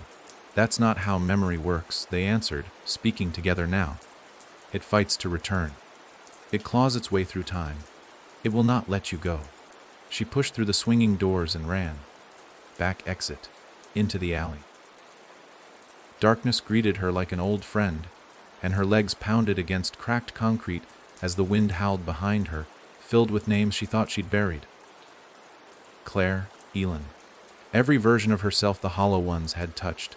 She turned a corner, a wall, dead end. But before panic could take hold, she flipped open the notebook and tore out a page. She pressed her palm against it and whispered something she didn't know she knew. The page ignited in cold fire. The flames licked the wall, and then it opened. A narrow door of light. She didn't think. She stepped through. The door slammed behind her, and the world went quiet. She stood in a library, not of books, but of stories. Every shelf held objects: a child's shoelace, a bent fork, a blood-stained ribbon, a broken music box. Each item pulsed with memory. They weren't labeled. They didn't need to be. You touched one, and the story spoke itself into your bones. A man sat behind a desk at the far end. He wore no name, no face. But when he looked at her, she knew he wasn't a remembrance man. He was a collector. "You shouldn't be here," he said gently. "I didn't have a choice," she replied. "You always have a choice," he said. "But choices carry weight." "I'm trying to hold the world together," she said. "With stories." He nodded, thoughtfully. "Then you've already seen them. The ones trying to do the opposite." She sat, her legs shaking. "They want me to be remembered, to trap me in the cycle again. But I don't want my story told." "You don't have that luxury anymore," the collector said. "You've become important. That's dangerous. Important stories get retold, changed, worshipped, twisted." She looked down at her notebook. The last few pages had begun to shift, rearranging themselves into different words. Not hers. "Then how do I stay forgotten?" she asked. "You don't," he said. "But you can become a story that forgets itself." She looked up. "What does that mean?" The collector pulled a drawer from the desk and placed something in front of her, a black ribbon. Every time it's worn, it forgets who wore it. The story stays, but the face fades. She picked it up. It felt warm, familiar. It's not a weapon, he warned. It's a sacrifice. You'll walk in the world, but you'll never be of it. You'll be a myth told in passing, a warning whispered at campfires. You'll have no home, no name, no voice. And them, she asked. The remembrance men will forget you too, he said, because they'll have nothing to grasp. The girl with no name tied the ribbon around her neck. The collector stood, and the library faded. Somewhere, a child will someday ask about the girl with the black ribbon. And someone will say she walks where silence tries to grow. She writes what mustn't be sung. And if you hear her hum a tune you don't recognize, don't hum it back. There's a particular kind of silence that follows a lee. A hush not born from secrecy, but from something deeper. A stillness that settles when the truth itself is gone. The girl with the black ribbon felt that silence before the first scream tore through the stitched seams of time. It started with a single headline. She was walking through a city that didn't remember its own name. People moved like they always did. On subways, across cracked sidewalks, into flickering elevators, but their eyes were strange. Empty but content, happy but shallow. Not one of them seemed to notice that all the clocks had stopped ticking, or that newspapers no longer carried dates. She passed a newsstand where a paper boy sat humming a song he couldn't possibly know. And then she saw it, The, Grar8, O&D, EVR, happen. The front page read, CLARANNER Pirapo BMYTH. Her body stiffened. The past was being edited, not erased, worse than that, replaced. She pulled the paper from the rack, eyes flying across the article. The words dripped like poison. The urban legend of the Hollow Ones has finally been debunked. No record of any Claire Renner exists. The so-called last song was likely a fragment from an abandoned children's rhyme. It continued, spinning a new version of events where the horror never happened, where no one died, where no songs needed silencing, where her story had always been fiction. But she knew better. She felt it in her bones, humming just beneath the surface. The remembrance men had failed to preserve her story. Now they were trying something different, something worse. They were rewriting the past. And the worst part, it was working. As she walked, she listened. People talked on phones in alleys across tables. But the things they said didn't make sense. Their memories were patched, stuttering, stitched together with different thread. I think my sister was, wait, I never had a sister. Didn't we used to live near that house with the burned windows? No. I think that street never existed. I swear I used to hate that song. What was it called again? She passed a mural. One she'd seen painted years ago by someone who claimed to have survived the night of the hollow tree's fall.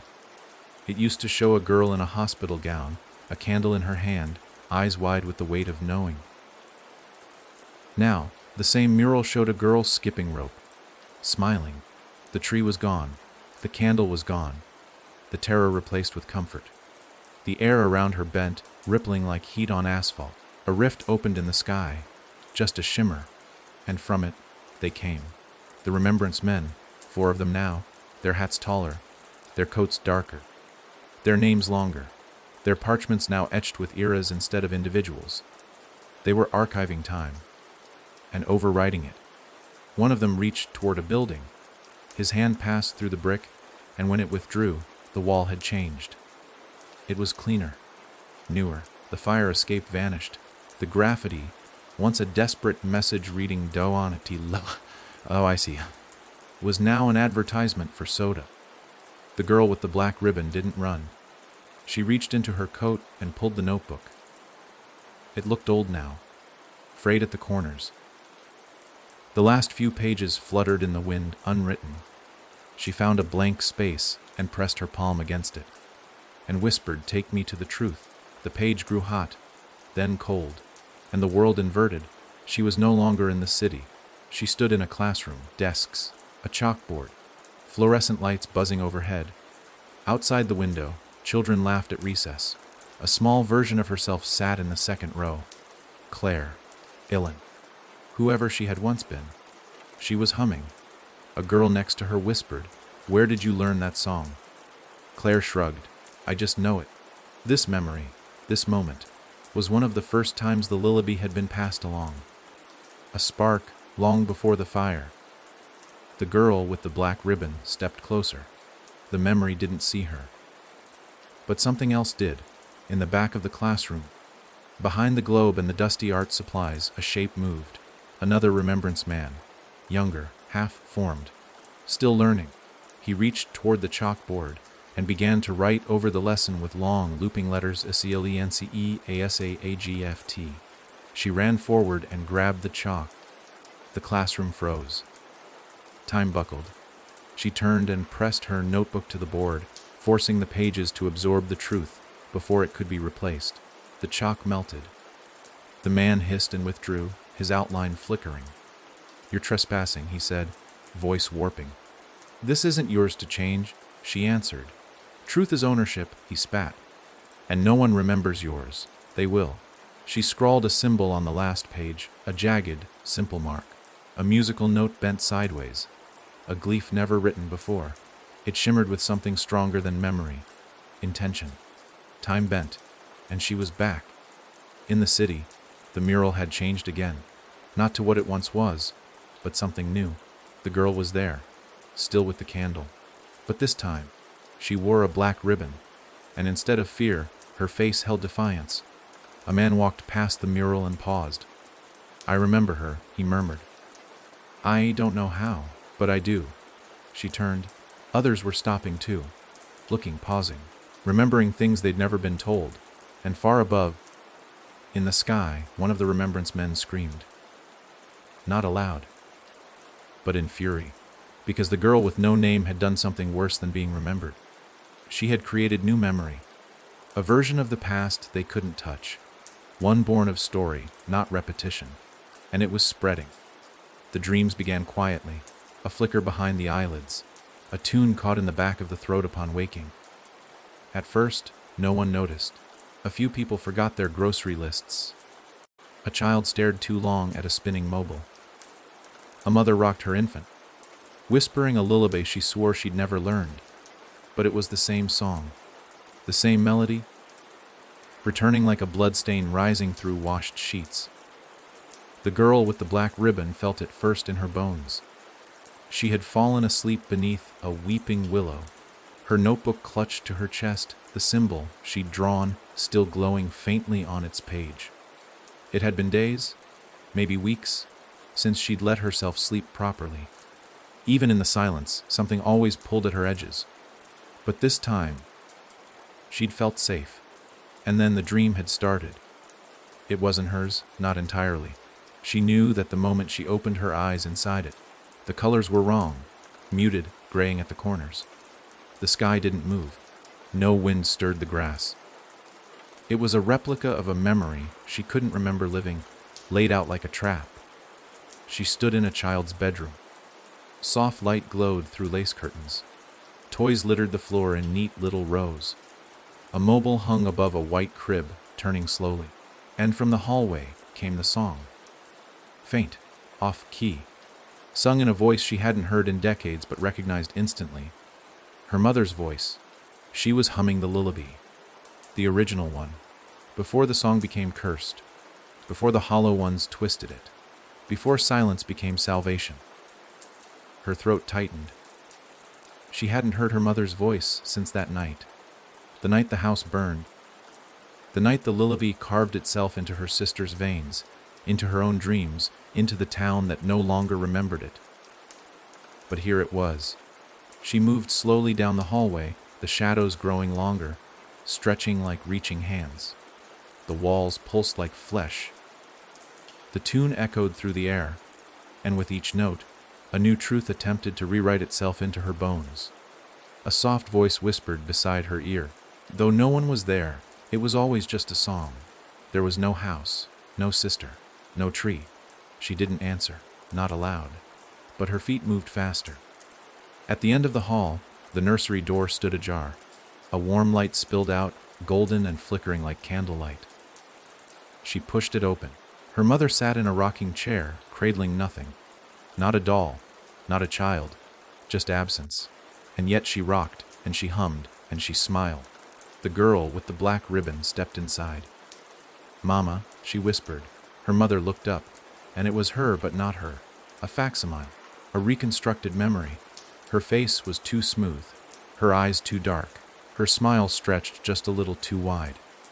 "You're not her," the girl said. The thing in the rocking chair stopped humming.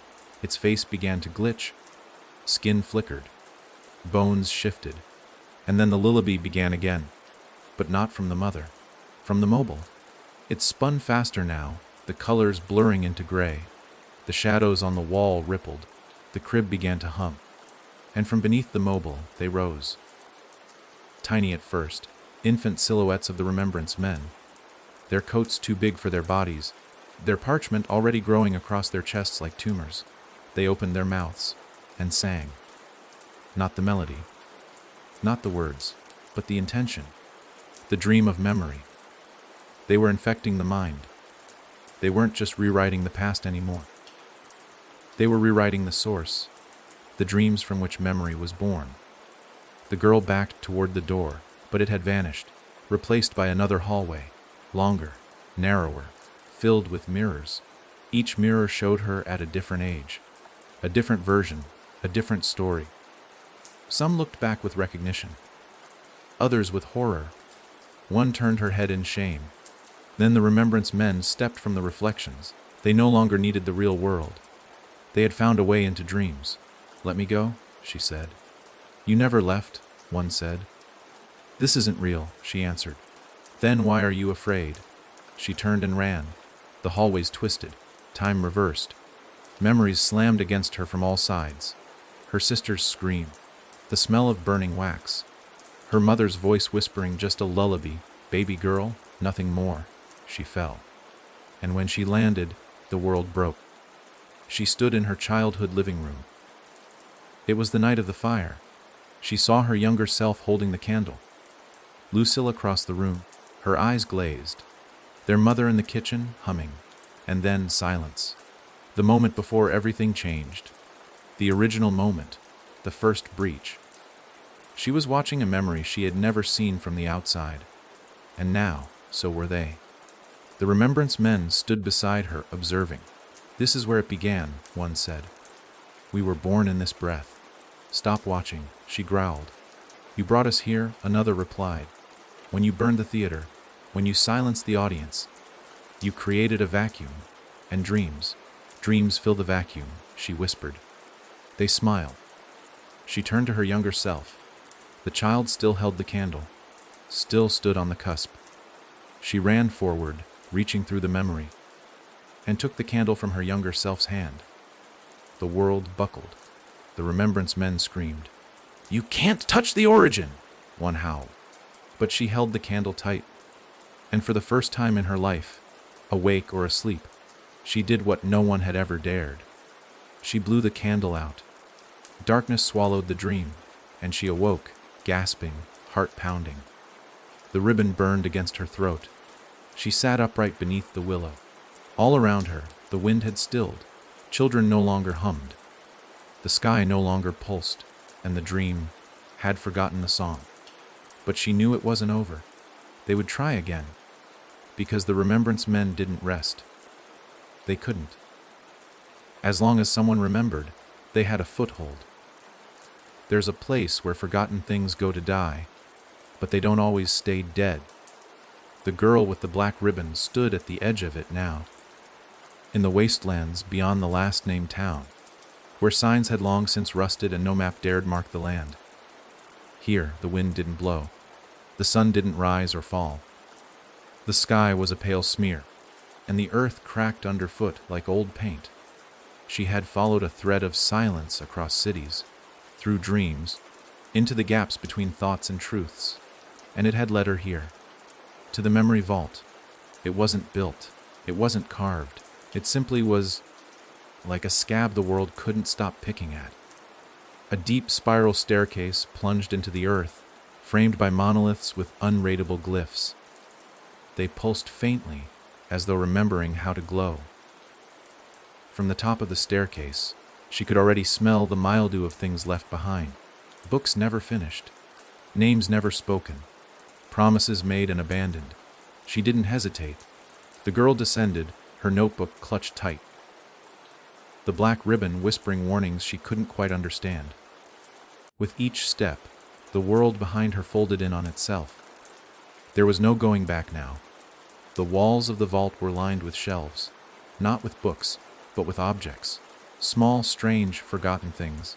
A key without a door, a wedding ring still warm, a baby's tooth, a ticket to a train that never arrived. Each item vibrated with memory, but none of them belonged to anyone anymore. They had been removed, stripped, burned out of the timeline by grief, neglect, or design. Some had been taken. She moved through the corridor slowly.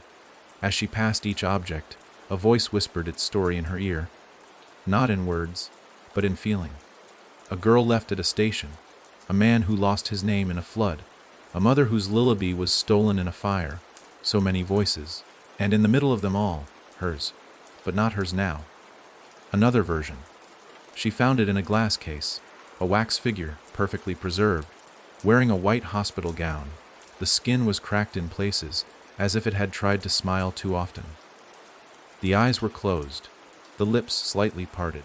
It was her, not the girl with the black ribbon, but Claire, the original, the first. Her name was etched on the glass in a fading script, Claire Renner, Anomaly Zausen. Her breath caught. This was a version of her that had never escaped the theater. Never met Lucille. Never learned to silence the song. This was the story that had been overwritten by her current path. And yet, here she was, remembered by the vault even as the world forgot. Why? She whispered. The wax figure's eyes snapped open. She stepped back, heart slamming. The figure didn't move, but its lips twitched. Then a voice echoed. Not from the figure, but from the vault walls themselves. You are not the first to fight the melody. You are not the only one to wear the ribbon. The girl froze. Who are you? We are the failures. The erased. The versions of the story that weren't chosen. She looked around. The objects on the shelves seemed to pulse faster now. The air grew thicker. You're other versions of me. Some, others who tried, others who nearly won. And what happened? They were remembered. The voice dripped with grief. A memory too strong becomes legend. A legend becomes law. Law becomes prison. The girl gripped the notebook tighter. I don't want to be remembered. I want to be free. Then why come here? She looked at the figure again. Claire's eyes stared back, unblinking. I came to see how it ends, she said, and to find the one thing they can't rewrite. What's that? She leaned in, whispering. The origin. Silence. Then the wax figure cracked. A long, jagged break from brow to chin. The vault groaned. The shelves began to tremble. Lights flickered from within objects as if reawakening. The voices rose, not in warning, but in welcome. The figure melted into waxy ash, and in its place lay a single object, a music box. Not ornate. Plain. Wooden. She lifted it gently. It was warm. She turned the crank. It played a melody, but not the lullaby, a different tune. Simpler. Incomplete. She recognized it instantly. It was the song before the song. The original melody, untouched, unbent. The version her mother once sang before the hollow ones reached through the cracks. Before Lucille heard it in a fever. Before Claire carried it into the theater. Before the audience learned to echo. The first hum. It was pure and dangerous, because it hadn't yet been remembered. She closed the box and tucked it under her arm. The walls pulsed again, heavier now. Take it and go. The vault whispered. They will come. They always come when something is too true. The girl with the black ribbon ran. Back up the stairs. The vault crumbling behind her, the staircase cracking. Shadows clawed at her heels. The memory of fire licked at her spine. But she didn't stop. She reached the surface just as the sky split. And they arrived. Dozens of them. Remembrance men. but different now, taller, older, etched with time. They didn't speak. They remembered, and that was worse. She held the music box to her chest. "You can't have this," she said. "You've taken everything else. But this was before you, before memory, before stories." Their eyes shimmered. They reached forward. She opened the box. The melody spilled out, soft, untainted. It washed over them like a tide, and one by one, they forgot. Names unraveled from their parchments. Coats sagged, hats dropped, hands trembled. They looked at her not with anger, but with loss, because she had reminded them of a truth they'd never known. A world without memory. A world before them. They turned and walked into the fog. And for the first time in what felt like eternity, no one was chasing her. She didn't speak for a long time. The girl with the black ribbon sat in the middle of the hollow field, knees pulled tight to her chest.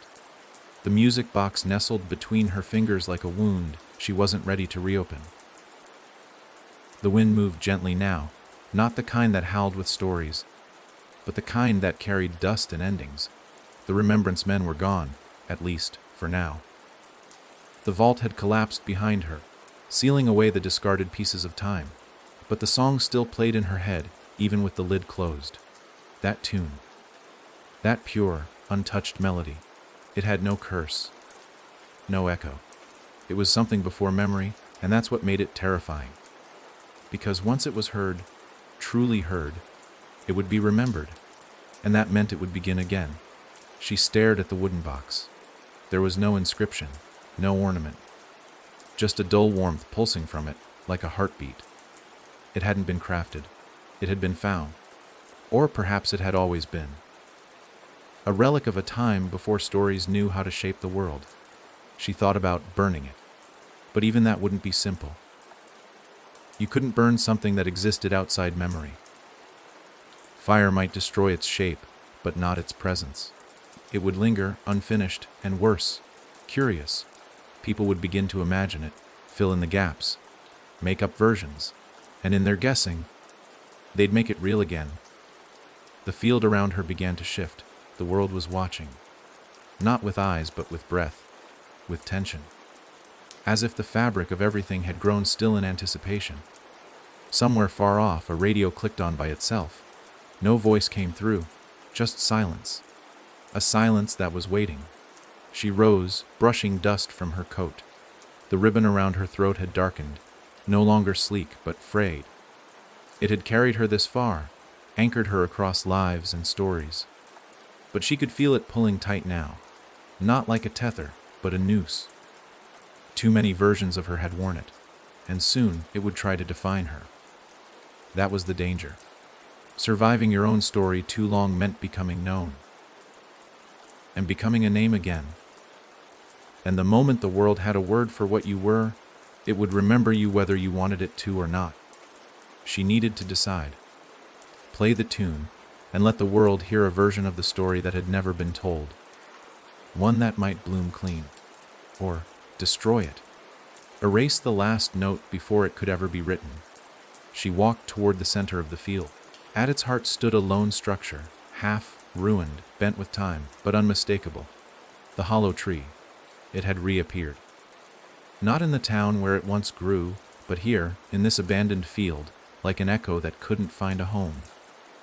Its bark was gray, its branches bare, its roots burrowed deep in soil that had never known growth. But the door was there, just like in her memories. Or perhaps in someone else's. She stepped through it. The air inside was cold and wet. The walls pulsed with old whispers. Not voices, just pressure. And in the center, a small pedestal waited. The exact shape and size of the music box. She didn't want to understand what that meant. But she did. The song was never meant to be sung. It was meant to be stored. Held in a place that could contain it. That's why the hollow tree had been planted. Not as a shrine, not as a curse, but as a prison. Someone long ago had tried to do what she was doing now, and failed. She placed the box on the pedestal. It didn't glow. It didn't hum. It just fit. She took a breath. Her fingers brushed the crank. She could feel both futures pressing in on her from either side. One where she turned it, and one where she didn't. One where the song echoed across a world gasping for stories, and one where the silence swallowed everything forever. "Please," she whispered, "don't make me choose." But there was no one else left to do it. The girl with the black ribbon turned the crank once. Click, twice. Click. The melody began, soft, slow. Outside the sky darkened. The wind stopped. All across the world, wherever stories slept, people paused. A woman forgot what she was writing mid-sentence. A child dropped a toy and looked up without knowing why. A man woke from a nap, tears on his face, with a name in his mouth that wasn't his own. The song moved, and in its wake reality bent. The hollow tree shuddered, not in pain, but in recognition, like a jailer greeting a familiar prisoner. She stepped back, watching the song rise from the box like smoke. It didn't hurt, not like the old melody had, but it didn't comfort either. It was curious, half-formed, asking questions. Not repeating, not demanding, exploring. She could feel it searching for meaning, like a child trying to build a story from shapes in the clouds. And that's when she understood. It wasn't a song at all. Not yet. It was a seed, a potential, a beginning. What came next depended on the listener. She could silence it again, bury it deep, guard it, or she could let the world finish it. Let everyone add their verse. Let the song become so many things that no one version could trap it. She stepped forward and began to hum along. Not the same tune. Not perfectly, just enough. A harmony. The black ribbon loosened around her throat, then fell away entirely. She didn't pick it up. Outside the hollow tree, dawn broke across the sky. Real this time. The first true dawn in years. She walked away, the song trailing behind her, not as a curse, not as a ghost, but as a possibility. A new story, one no one could ever fully remember, but one no one would ever fully forget. At first, the world felt lighter. For the first time in what felt like centuries, there was no pressure on her chest, no echo in her steps, no invisible hand trying to rewrite her breath. The girl, no longer bound by a ribbon, no longer shackled to a single name, walked through the early morning haze with the music box behind her and the future stretching endlessly ahead. And for a brief, dangerous moment she believed she had won. But songs, even unfinished ones, have a way of multiplying. The first signs were small. A man in a quiet town heard a tune in his sleep and woke with tears on his pillow. He hummed it all day, unable to remember where it came from. A woman in a train station scribbled strange lyrics on the back of a ticket stub, only to find that the words had changed when she tried to read them back. A little girl, no older than 6, stopped in the middle of a busy street, her eyes rolling back as she softly sang a melody no one recognized. It was the same song, but not. Each version was a little different. A different key, a new rhythm. Sometimes slower, sometimes desperate, sometimes haunting. By the third day, it was everywhere. Not on radios, not on records, in people. In the corners of mouths, in the quiet of hallways, in the spaces between questions. It had slipped past the page, past memory, into something far more dangerous: instinct. And with instinct came chaos. The girl knew something was wrong the moment she stepped into a town where everyone had gone silent. Not because they were afraid, but because they were listening. Every head tilted, every gaze turned skyward. They were waiting for a verse they didn't know they knew. She tried to speak to them, but none of them could hear her. Their minds were tuning into different variations of the same song, like 100 radios set to nearby frequencies, discordant, clashing, and yet familiar. It was what she feared most. The origin song hadn't created peace. It had created versions, unstable ones. They hadn't rewritten the story. They had fractured it. Each person now carried their own slice of the melody, an incomplete stanza, a crooked rhythm, and each one believed theirs was the true version. And when people believe they own truth, they defend it. By the end of the week, arguments erupted. then fights, then something far worse. In a city where the subway never stopped running, two passengers began to hum different versions of the tune. By the time the train reached the next stop, 7 people were dead, stabbed, beaten, choked. No motive, just 2 melodies, out of sync, fighting for space in the same breath. The news didn't call it what it was. They called it hysteria, mass confusion, cultural psychosis. But she knew the truth. She had freed the song, and now it was tearing the world apart. Worse still, something else was watching. The Remembrance Men had disappeared after the vault collapsed. Their parchments had withered, their names unstitched. But now, with thousands of new versions of the story being told, with millions of tiny songs blooming across the fabric of reality, they were being reborn. Not as men, not as shadows, but as voices. She heard them first in a hospital hallway. A man with a gun sat at the edge of a bed, eyes blank, muttering a half-familiar lullaby. "My verse is the true verse," he whispered over and over. My verse is the one she meant. The girl stepped forward, trying to stop him. But the second she said his name, James, he looked at her and smiled. "I remember you," he said. And then he turned the gun on himself. She ran. But even as she did, the voice followed her. Not his, but something deeper. The Remembrance Men were no longer trying to preserve the past. They were being invited back in. Each new version of the song, each splinter of the origin, was an open door. And they were walking through. Different now, faceless, voiceless. Just ideas clinging to melody. And ideas are harder to kill. She found a child in a church, kneeling before an altar covered in handwritten lyrics.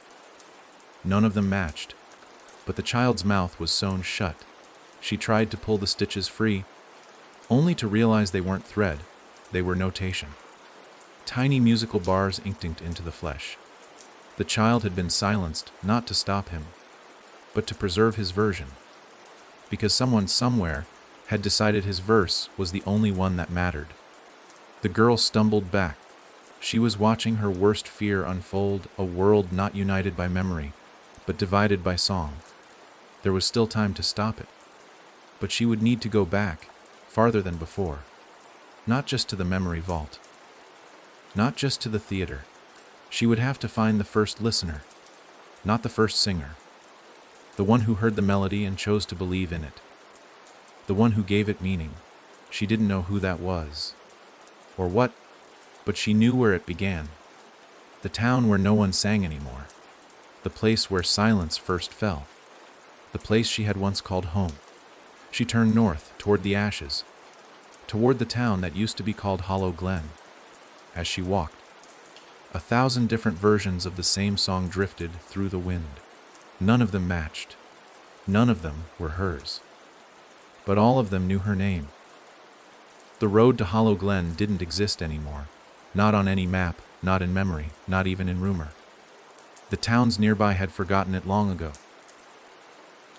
Their people growing old in the shadows of something they couldn't quite name. Something their children would never inherit. Yet the girl with the black ribbon, now without the ribbon, now nameless once more, felt the path stretch before her like a scar reopening. The asphalt was cracked, the trees overgrown, the air thick with the heaviness of unspoken history. She didn't walk. She returned. Hollow Glen was not just a place. It was an open wound, and it hadn't healed. As she stepped past the rusted welcome sign, half buried in ivy and thyme, she noticed the stillness. Not the dead kind. Not the kind of places that have simply been abandoned. This was something deeper, more deliberate. The silence here felt watched. Not hostile, but expectant, like a crowd waiting for a note to drop in a song they all knew by heart. The houses were mostly gone. Some had collapsed, others swallowed by the forest that had crept in while no one was looking. But a few remained standing, warped and blackened, their windows blinking like tired eyes. The streets were layered in ash and silence. No birds sang, no insects chirped. Only the soft crunch of her boots reminded her she was still moving, and then she saw them. Lyrics, dozens of them, scrawled across every surface, on walls, sidewalks, tree trunks, the sides of mailboxes.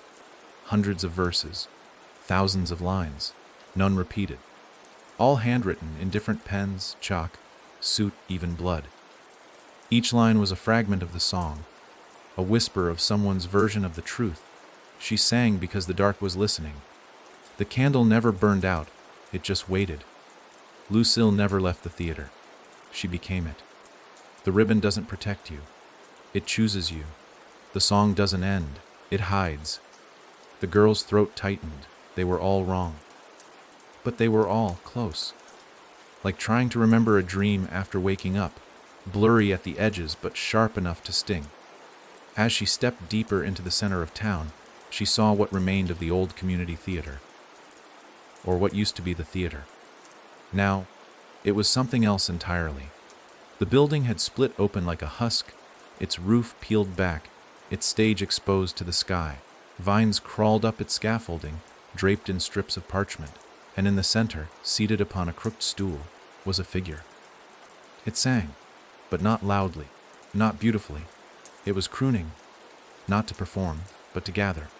With each verse, words lifted from the streets, peeled off the houses, flowed into the air like ash in reverse. The lyrics twisted and spun around the figure like dust caught in sunbeams. And she recognized him. Not by face, that was gone, but by the voice, a remembrance man. Not one of the original ones, he was younger, made of echoes, stitched from the world's scattered verses. This one was born not of memory, but of difference, a chorus stitched from disagreement. A new entity.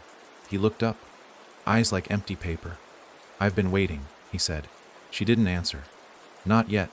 He patted the stool beside him. "So many stories," he murmured. "So many truths. I thought they'd drown each other. But no, they've fused. Not into harmony, into something better. A choir of conflict. Every verse a weapon.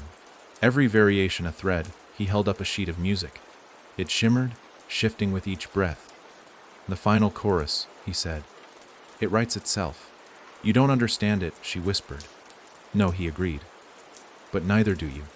Not really. You think you freed the melody, gave the world a choice. But all you did was light a match. And now we all burn." He gestured toward the sky. She looked up. There were no clouds, just lines, musical staves etched into the heavens, pulsing faintly. Notes appeared on them, changing, growing, repeating. The world had become a song, and it was almost complete. She felt it in her chest, the weight, the inevitability, the pressure of a crescendo building without an end. "You have the last line," he said. "That's why you're here? You don't even know it yet. But you're the final verse." She backed away. "I won't finish it. You don't have to. Just being here is enough." The girl felt the wind shift. Lyrics rose from the ground around her. Lines from her past. Words she thought she'd buried. Her sister's scream. Her mother's hum. Her own voice, trembling in the theater. All of it wrapped around her, pulling tight. "Stop," she whispered. But the song had no breaks. The air grew thick with voices. Hundreds, thousands. All the fractured versions of the lullaby, arguing, weeping, pleading, singing. The remembrance man stood. His shape flickered, stretched, then split. From his back, more figures pulled themselves free. Not men, not exactly. They were shaped from interpretation. Every person who had heard the song differently had birthed a version of him, and now they were gathering. The final chorus was not a note. It was an army, and she stood at its center. The girl fell to her knees. The music box still hung from her shoulder. She could feel it trembling, aching to be played again, aching to be concluded. But if she did, the world would sing in unison. And the final chorus would finish. What that meant, she didn't know. But she didn't trust it. And yet, if she didn't finish it, the chaos would grow. More variations, more conflict, more versions. Endless war in the name of a song. There was only one thing she could do. She opened the music box one last time. The melody began. The voices froze. The figures paused mid-step. The sky went still. And as the final notes played, she took a deep breath. and sang her own verse. Not a correction, not a rebuttal, just a choice. Just one thread. A thread that didn't try to control the story, or explain it, or silence others. Just a voice. Honest. True. Hers. And as the note faded, the figures crumbled. Not in pain. In relief. The final chorus was never meant to be completed. It only needed to be acknowledged. And now it had. She closed the box, and Hollow Glen exhaled. For the first time in decades, the silence wasn't hollow. It was peace. The wind carried no melody now. No stray hums echoed through empty streets. Hollow Glen at last had gone quiet. Not the uneasy, expectant quiet of things holding their breath, but the kind that follows a storm long overdue. The kind that leaves debris in its wake and silence as a kind of mercy. The girl stood at the edge of what remained of the old community theater. Its bones exposed, its stage cracked like dry earth. The music box was closed, her verse, sung not in defiance or dominance, but in honesty, had done what no force could. It had ended the song. But not all of it. Because even silence has shadows, and some songs wait. She found herself staring at the place where Lucille once stood. That final night. The fire, the scream, the echo that changed everything. Her sister had been the first victim, or maybe the first vessel. She had carried something in her that night, something too large for one voice, and it had broken her. But no one had ever asked what she had heard before she screamed, and now the girl knew why. Lucille hadn't forgotten. She had hidden it. She remembered the drawings. Chalk symbols Lucille would scrawl across the theater floor before performances, claiming they were anchors. The obsessive rewriting of scripts. The way she'd hum under her breath, not the melody everyone else knew, but something slower, sadder, and unfinished. And her journal, lost in the fire, they'd said. But not everything burns completely. The girl returned to what used to be her childhood home. Nothing but skeletal beams and a foundation that had long since cracked beneath time and weather. The living room, where the lullaby was first whispered. The hallway, where Lucille once stood staring into darkness, her lips mouthing words she never said aloud. And beneath the floorboards, in the crawl space where they once hid from storms, she found it. Wrapped in a flannel cloth, the edges sinned. A journal, Lucille's. The first few pages were unreadable, charred, warped. But the center remained intact, each line written in Lucille's sharp, precise hand. It wasn't a diary. It was a map, not of places, but of thoughts. Lyrics crossed out and rewritten. Symbols, phrases like the listener makes the echo. And a song cannot be heard unless it's wanted. And then, scrawled at the bottom of one page, in red ink, my verse isn't safe. Don't let them find it. The girl turned the page blank. Next one, blank too, until the very end. There, pressed into the back cover, barely visible beneath the burned leather, was a final entry. Written in ink that shimmered only when tilted against the light. The real song never wanted to be sung. It wanted to be understood, so I gave it what it asked for. I didn't sing it. I kept it safe. Inside me, the girl's breath caught. Lucille hadn't lost herself. She had hidden herself. She hadn't been consumed by the song. She had swallowed it, locked it away. And she was still out there, somewhere. She remembered the moment after the fire, when Lucille was taken. The authorities said she'd been institutionalized, suffering from a complete psychotic break. No visitors allowed. No records released. And then, within weeks, she vanished entirely from the system. Everyone assumed she'd either died or disappeared. But maybe they were wrong. Maybe Lucille had gone somewhere outside the memory paths. Outside storylines. Somewhere even the remembrance men couldn't reach. A place deeper than forgetting. A place built not of silence, but refusal. The girl closed the journal. There was one place in all the world where echoes refused to go. A gap in the memory map, long dismissed as a myth, or worse, a trap. Those who sought it were said to go mad because the place had no history. It rejected narrative. It swallowed identity. It was called the Greyfold, and Lucille might be there. Not lost, not broken, just waiting. Waiting for someone to remember that she never truly left. That her verse still remained. The girl packed the journal, rewrapped it in cloth. The ribbon that once bound her neck now tied it shut. She left Hollow Glen behind, for the last time. The world still reeled from the chaos of the fractured song, but slowly, quietly, people were forgetting again.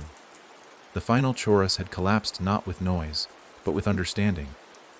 Its power was in division, and without conflict, it starved. But that understanding came at a cost.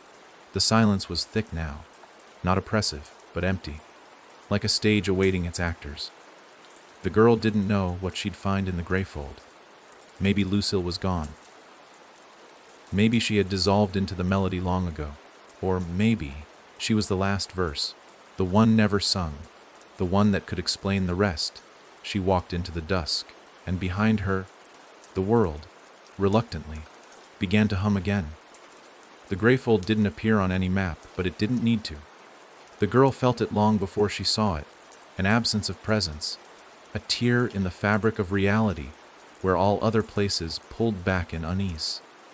It existed between breath and thought, at the edge of forgetting, like a word on the tip of the world's tongue that no one dared speak. As she walked, the land around her grew quieter with each step, not peaceful, resistant. The trees stopped rustling, the dirt didn't shift. Even the sound of her footsteps was stolen the moment it formed, as if the very earth had no interest in keeping a record of her passing.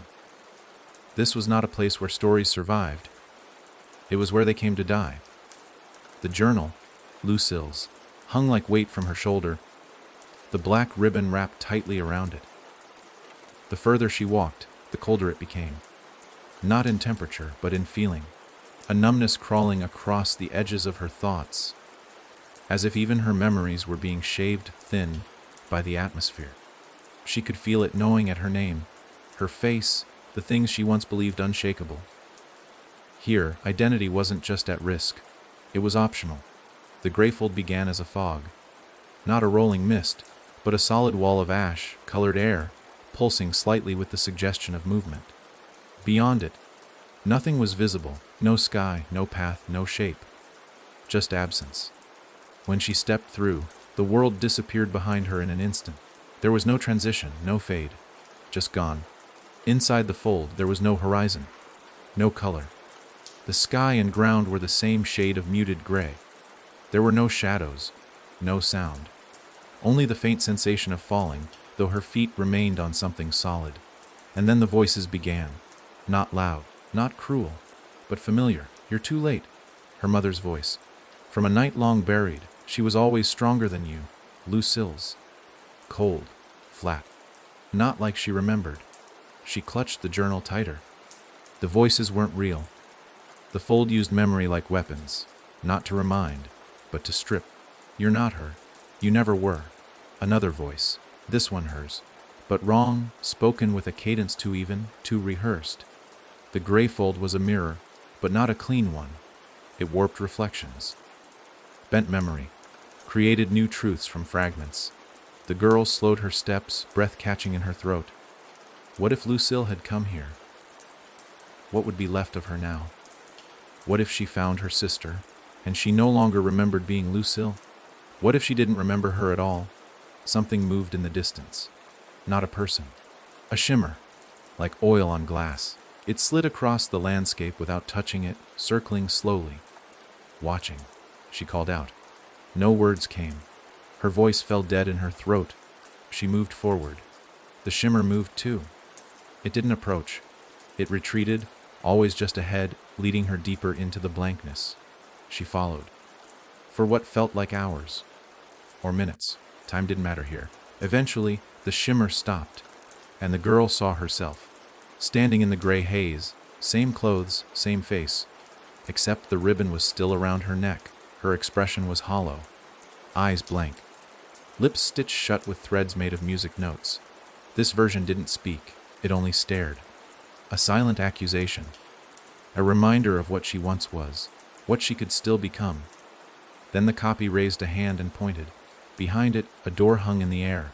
No frame, no wall, just a single, rotting door suspended in nothingness. It was familiar. The backstage door of the community theater. The one Lucille had walked through on the night she disappeared.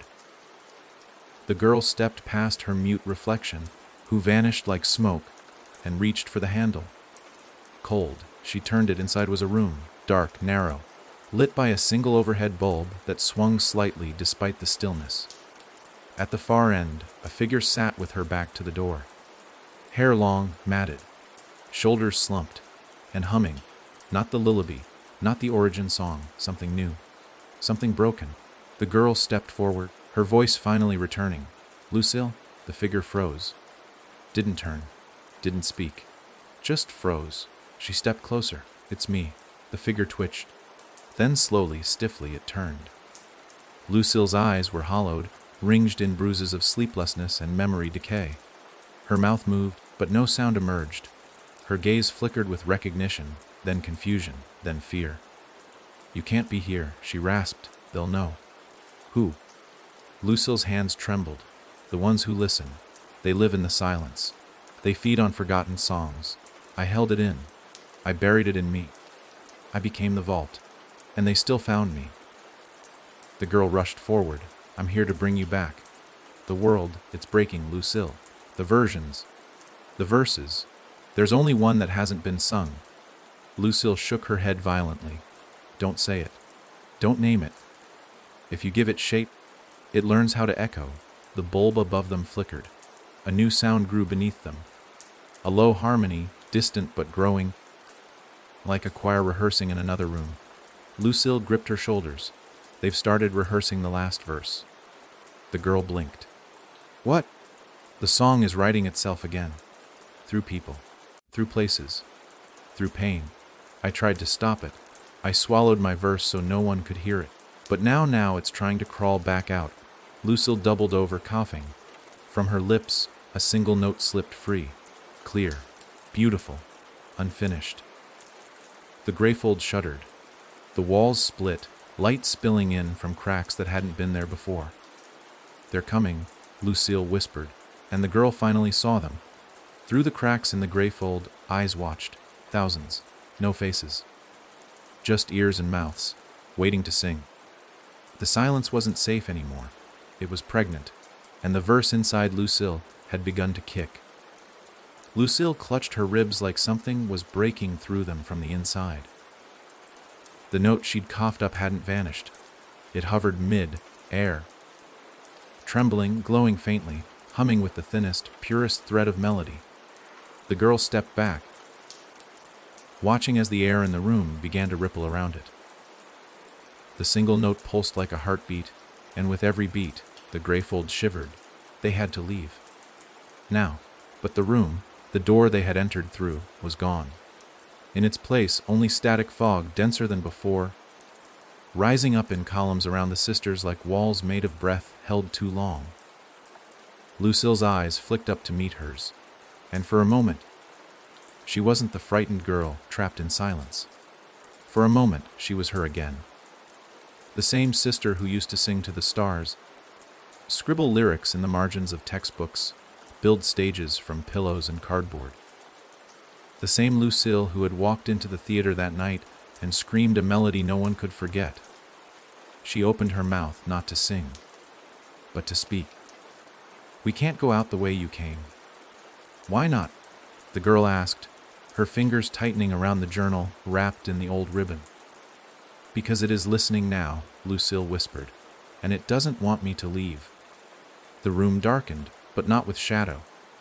The light didn't fade, it bent, warped, melted. The single note in the air quivered, changed pitch slightly. Something unseen heard that change. Something answered. A low, bone-shaking hum rose from the floor. A response. Then came the sound of footsteps, bare feet on cold tile, slow, uneven, approaching from every direction at once, though there was no door, no corridor, no walls. Just the fold unraveling. The hum became a chorus, not in harmony, in layers. Versions of versions, stacking, clashing, fighting for dominance. The girl turned to Lucille. "Can you still hold it?" Lucille didn't answer. Her hands trembled. Her lips were parted in pain. The note inside her was growing, becoming, and the thing outside wanted it back. The girl tore the journal open. Its pages flared with light, ink burning gold across every word, every scratched-out lyric, every abandoned thought. They weren't just memories, they were blueprints. A history of avoidance, a record of how to resist. Lucille stared, transfixed, the last of her strength fading. Then, suddenly, her voice, softer than a whisper, cut through the hum. "If we sing it together, it'll know where we are." "If we don't," her sister answered, "it'll find us anyway." The note hovered between them, shivering now like it was cold. The girl reached out, gently touched Lucille's hand, and began to hum. Not the full verse, just a thread. Lucille's eyes widened. Her breathing evened. And then, like two tuning forks aligning, her voice joined in. The note responded instantly, pulling inward, folding on itself, becoming small. The walls of the fold screamed, not with pain, with denial. Something inside it was trying to stop them, trying to unmake the tune before it finished becoming. But they were faster. Lucille sang louder now. Stronger. Her voice no longer cracked. It commanded. The girl joined her, their melodies not matching perfectly, but echoing in a way that fit. A harmony born of pain, of silence, of separation. And the note between them spun, glowing white, hot, cracking open like an egg. From it, a shape emerged. At first, it looked like a child. Small, formless. Then it blinked, and the girl saw something she couldn't explain. It wasn't human. It wasn't beast. It was the verse. Not metaphorically. Literally. The final unsung line of the ancient melody made flesh. Its skin shimmered with the script of every forgotten song. Its eyes held echoes instead of pupils. It opened its mouth, and silence poured out, heavy and absolute. Lucille fell to her knees. The girl caught her before she hit the ground. "I can't hold it anymore," Lucille said, voice trembling. "It wants to be heard. All of it. Not just the end." The verse, child turned toward them, expression unreadable. It took a step forward, and the fold buckled beneath it. The sisters stared. The verse was not evil. It wasn't good either. It simply was. And now it had a body. "What happens if it speaks?" the girl asked. Lucille met her eyes. "It writes the story." "Whose?" "Everyone's."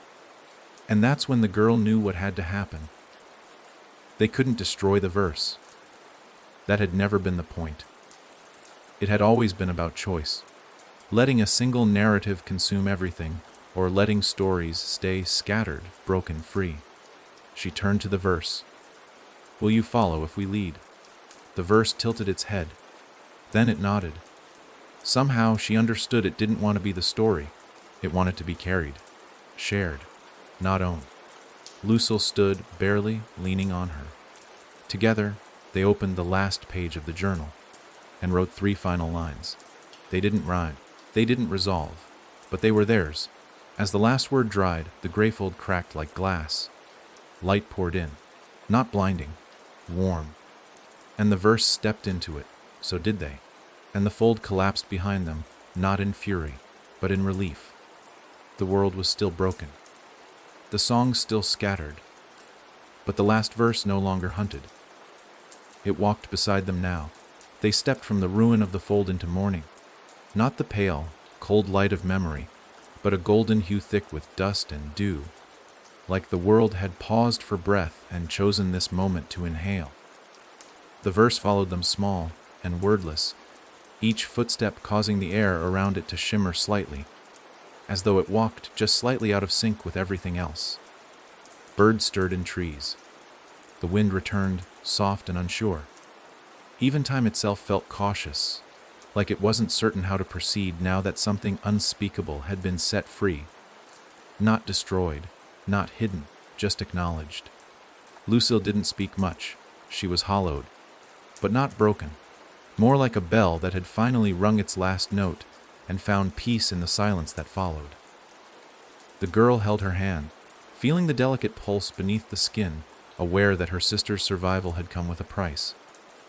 The The verse had lived in her, grown, nested. And part of it still lingered in her eyes, a sheen like polished paper that caught the light wrong if you stared too long. They walked for what felt like days, and the world noticed. At first, it was subtle. A man with no memory of his name looked at them as they passed and blinked back tears. A woman at a crossroads abandoned her suitcase and turned to follow, not knowing why. Children stopped their games mid, laughed to hum a tune that hadn't been taught. The verse didn't speak. It never had to. It carried a presence that bypassed language entirely. Its body was small, its face unreadable, but the air around it bent gently, as if space itself remembered how to listen. And still, the girl felt uneasy. Because the world hadn't been waiting for the verse. It had been preparing for it. They arrived at a village just outside the borders of Hollow Glen, though no one called it that anymore. The old signs were gone. The maps redrawn. The area was now referred to only in fragments, that stretch of road, the quiet place, the listening fields. People lived there, but they didn't talk much. Not out of fear, out of reverence. And when the sisters entered, no one asked questions. They just opened doors, laid down bread and water, offered blankets, and watched, because deep down they knew. Or maybe not with their minds, but with something older. The same way you recognize a melody after hearing only 3 notes. They knew who the girl was. They knew what Lucille had done. And they felt the verse, even if they couldn't see it. But peace, however gentle, is never permanent when stories are left unresolved. That night, while Lucille slept beside the hearth, and the verse stood unmoving in the center of the room, the girl felt something stir outside. She stepped out onto the porch, and there, in the distance, they stood. The rewritten, figures made of stories retold too many times.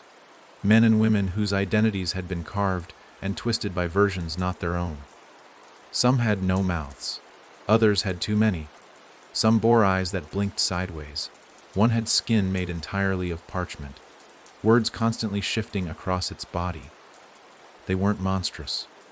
They were unfinished, incomplete verses given form. One stepped forward, voice like a broken cassette. "We were promised a song." The girl didn't answer. "Another, you took it from us." She shook her head. "No. We just stopped letting it decide who we were. You left us behind." One rasped. "You're not behind," she said. "You're just waiting for your own verses." That made them still. The one made of parchment reached up and tore a word from its shoulder. "Held it out, right?" it said. The girl stared. Then, carefully, she took the torn word, grief, and whispered it into her palm, and from her hand, a new note emerged. Not from the origin song, something different, gentler. The rewritten trembled, some turned to dust, others began to reshape, taller, brighter, more defined. Not by the original melody, but by the acceptance of their own version. The verse stepped out beside her, silent. The girl looked down at it. "You don't need to be the end," she said. "You can be the beginning." And for the first time, the verse smiled. A small, strange, uncertain smile, but real. Behind them, Lucille stood in the doorway. "You think it'll last?" she asked. The girl looked up at the stars, now clearer than she remembered them ever being. "No," she said, "but that's what stories are. They don't last. They just come back in new forms." Lucille walked to her, placed a hand on the verse's shoulder. "Then we teach them," she whispered, "how to carry it without needing to own it." And as dawn broke, people emerged from their homes, humming softly, writing in the dirt with their fingers, singing to no one and everyone. The world was not fixed, but it was free. For now, they stayed until the leaves began to change, until the world's hum quieted into something less urgent. The verse did not grow, at least not in any way that made sense. It didn't eat, it didn't sleep. It simply remained, like a punctuation mark at the end of a sentence that hadn't yet been written. Lucille had taken to calling it Echo, a name it never confirmed nor rejected. The girl, no longer just a sister, no longer just a survivor, watched it closely each day, wondering if they had done the right thing. She had once believed that the story needed an ending, that the chaos would only stop when the song reached its final note. But now, with silence returning like a tide, she wondered if some things were never meant to end at all. The world, too, had changed, quietly, subtly. People remembered things they never lived, forgot things they swore were part of them. In some towns, lullabies drifted through alleys without a single voice to claim them. In others, old men awoke crying because they dreamed of theaters they'd never visited, fires they'd never escaped. There were gatherings, spontaneous, unplanned, where strangers stood together in parks or parking lots and hummed the same tune, eyes closed, mouths barely moving. And then they would part, without a word, as if they hadn't done anything at all. It was clear the verse was still being felt, even without being heard, even without being sung. And that was the danger, because while most people touched the edge of the melody and let it pass, some wanted more. They began showing up in the village just after the first frost. People dressed in old choir robes, others in theater costumes, some carrying broken instruments, all claiming different versions of the story. They weren't hostile, not yet. But they wanted access. They wanted to see Echo.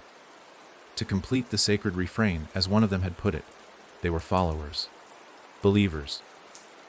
And belief was the most dangerous note of all. Lucille grew quieter with each visitor.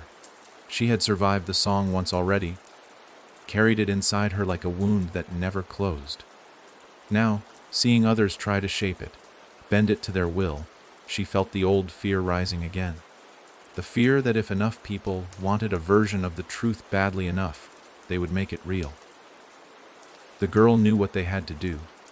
One morning, she packed the music box, the original one, the one that had played the first notes of the origin song, into a sack.